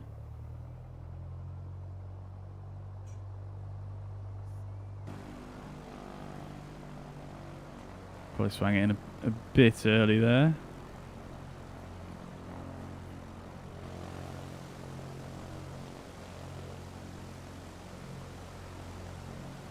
Alright, we'll just park there and we'll get someone to push us back momentarily. So parking brake is set. Avionics we can turn off. Mixture we can pull to idle. Idle cut off. We'll turn the lighting off as well. And we'll turn the mags off and the fuel tank selector to off as well. And I tell you what we'll do is we'll make sure we turn the battery off and the alternator off this time. We're going to open this window. I'm just going to ask the guy outside to give us a little push back. So I'm going to release the parking brake here, and as you can see, there's a little tow bar handle that appears when you do the pushback, which is super, super nice little detail on this aircraft. And we're just going to get pushed back a little bit into this parking spot.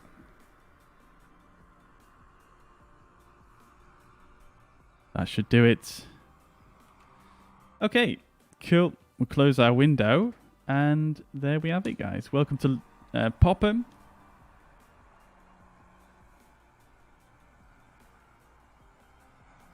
Ramsey, enjoying the airfield. Love it, mate. Love it. All right, here we are. Welcome to Popham, guys. As you can see, this is a dual runway grass airstrip here located just outside of London.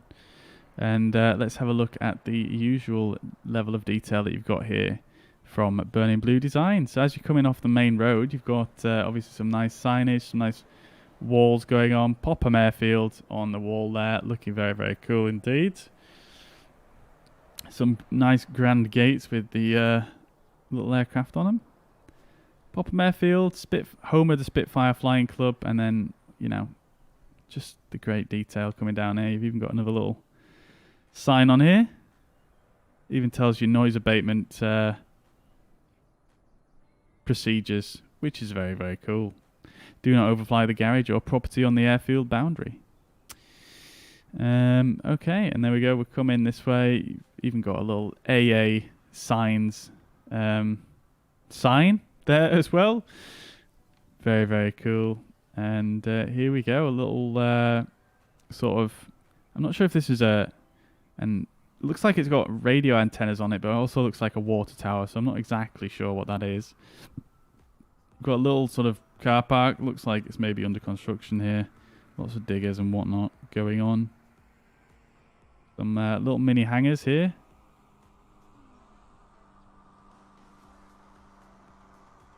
Another little hangar here. You've got the custom windsock as normal. You even got a beautiful Spitfire parked here. And then some more aircraft here. I couldn't tell you what that is. And then coming down here, you've got, again, just incredible levels of detail. You've got this super cool looking old plane. Not sure, maybe it's a Russian plane, something like that, with the red star. And then coming down here, let's see, you've got a parking area for cars, parking area for planes, lots of statics, little hangar. And then coming down here, another little hangar here, which has actually got an inside, which is looking very cool.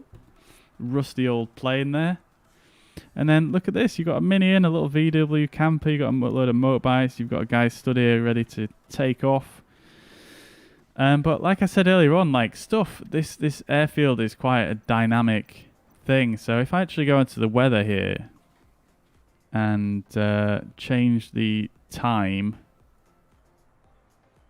all right, and change the time, you can, if you pay attention to the traffic here, like stuff actually disappears. Like, so the mopeds come in at about just before midday, and then stuff disappears as you get towards the evening, and then a few cars stay at night. How cool is that? And then yeah, just plenty more detailing coming down here. Just incredible level of detail.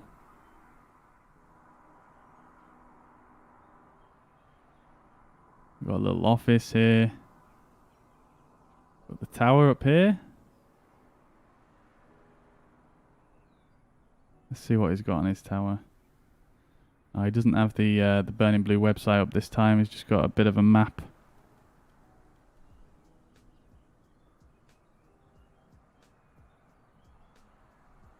And some pictures. Great stuff. And then you can come down here as well. You've even got like a little seating area. Just the level of detail is just honestly just incredible. And then even this airfield open sign.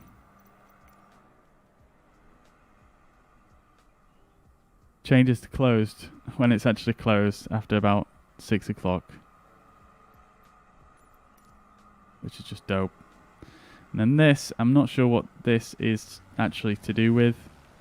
I think it's something to do with the wind, something like that. Not sure exactly. Maybe someone can tell me.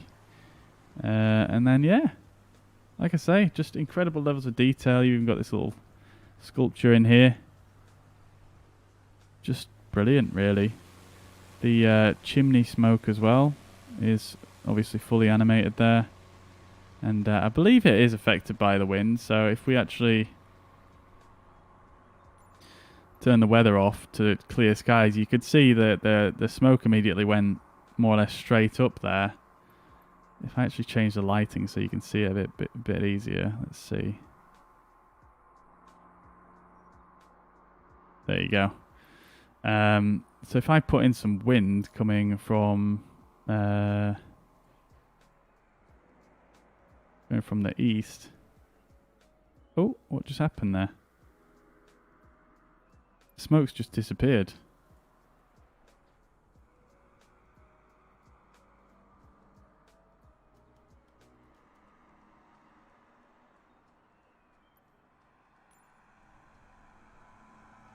That is bizarre.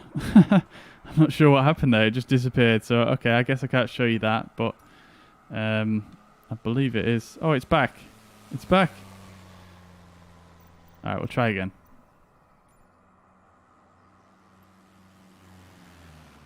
We'll try again.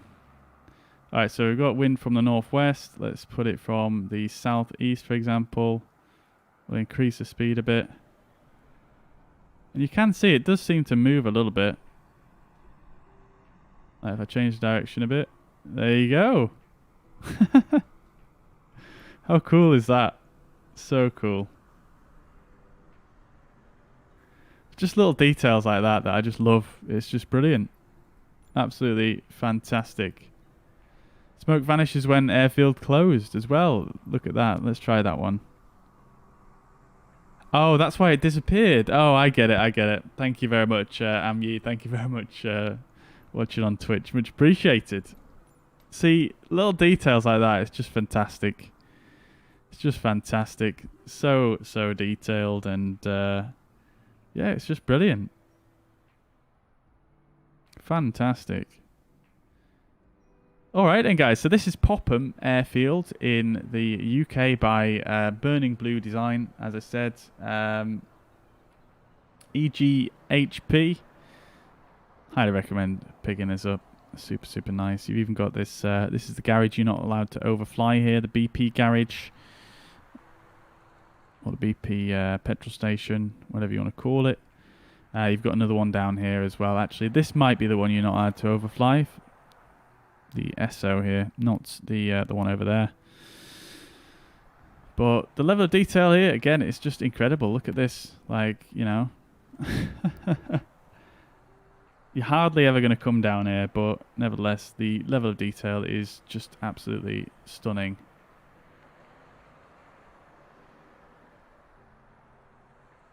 Alright, great stuff. You just did as a no-show. Nice, dude. Yeah, I thought I did see you flying about a bit. Yeah, thank you, dude. Yeah, we're actually going to end the stream in just a minute. Ramsey's drinking Starbucks as we speak. Awesome, dude. And I think this is possibly added by the scenery. I can't be entirely sure on that one. But there we go. There's Popham, guys. Very nice little airfield in the UK. Highly recommend checking it out. burningbluedesign.com. And yeah, it's relatively inexpensive as well, with it being only a small airfield. But I highly recommend checking it out. I very much enjoy it. But yeah, nevertheless, I've managed to make a basically a flight that's an hour long into a 4-hour stream somehow. So I am actually going to leave it there, I'm afraid. But thank you guys for watching. Nevertheless, thank you as always for all the support. I hope you guys have enjoyed, and I'll catch you again soon. So thanks again for tuning in. Asa and Zach, thank you very much for flying along. I hope you've enjoyed that route today. We'll probably do something around here again soon, because I do want to fly these airfields again. So yeah, once again, guys, thank you very much for tuning in, and I'll catch you in the next one. Bye for now.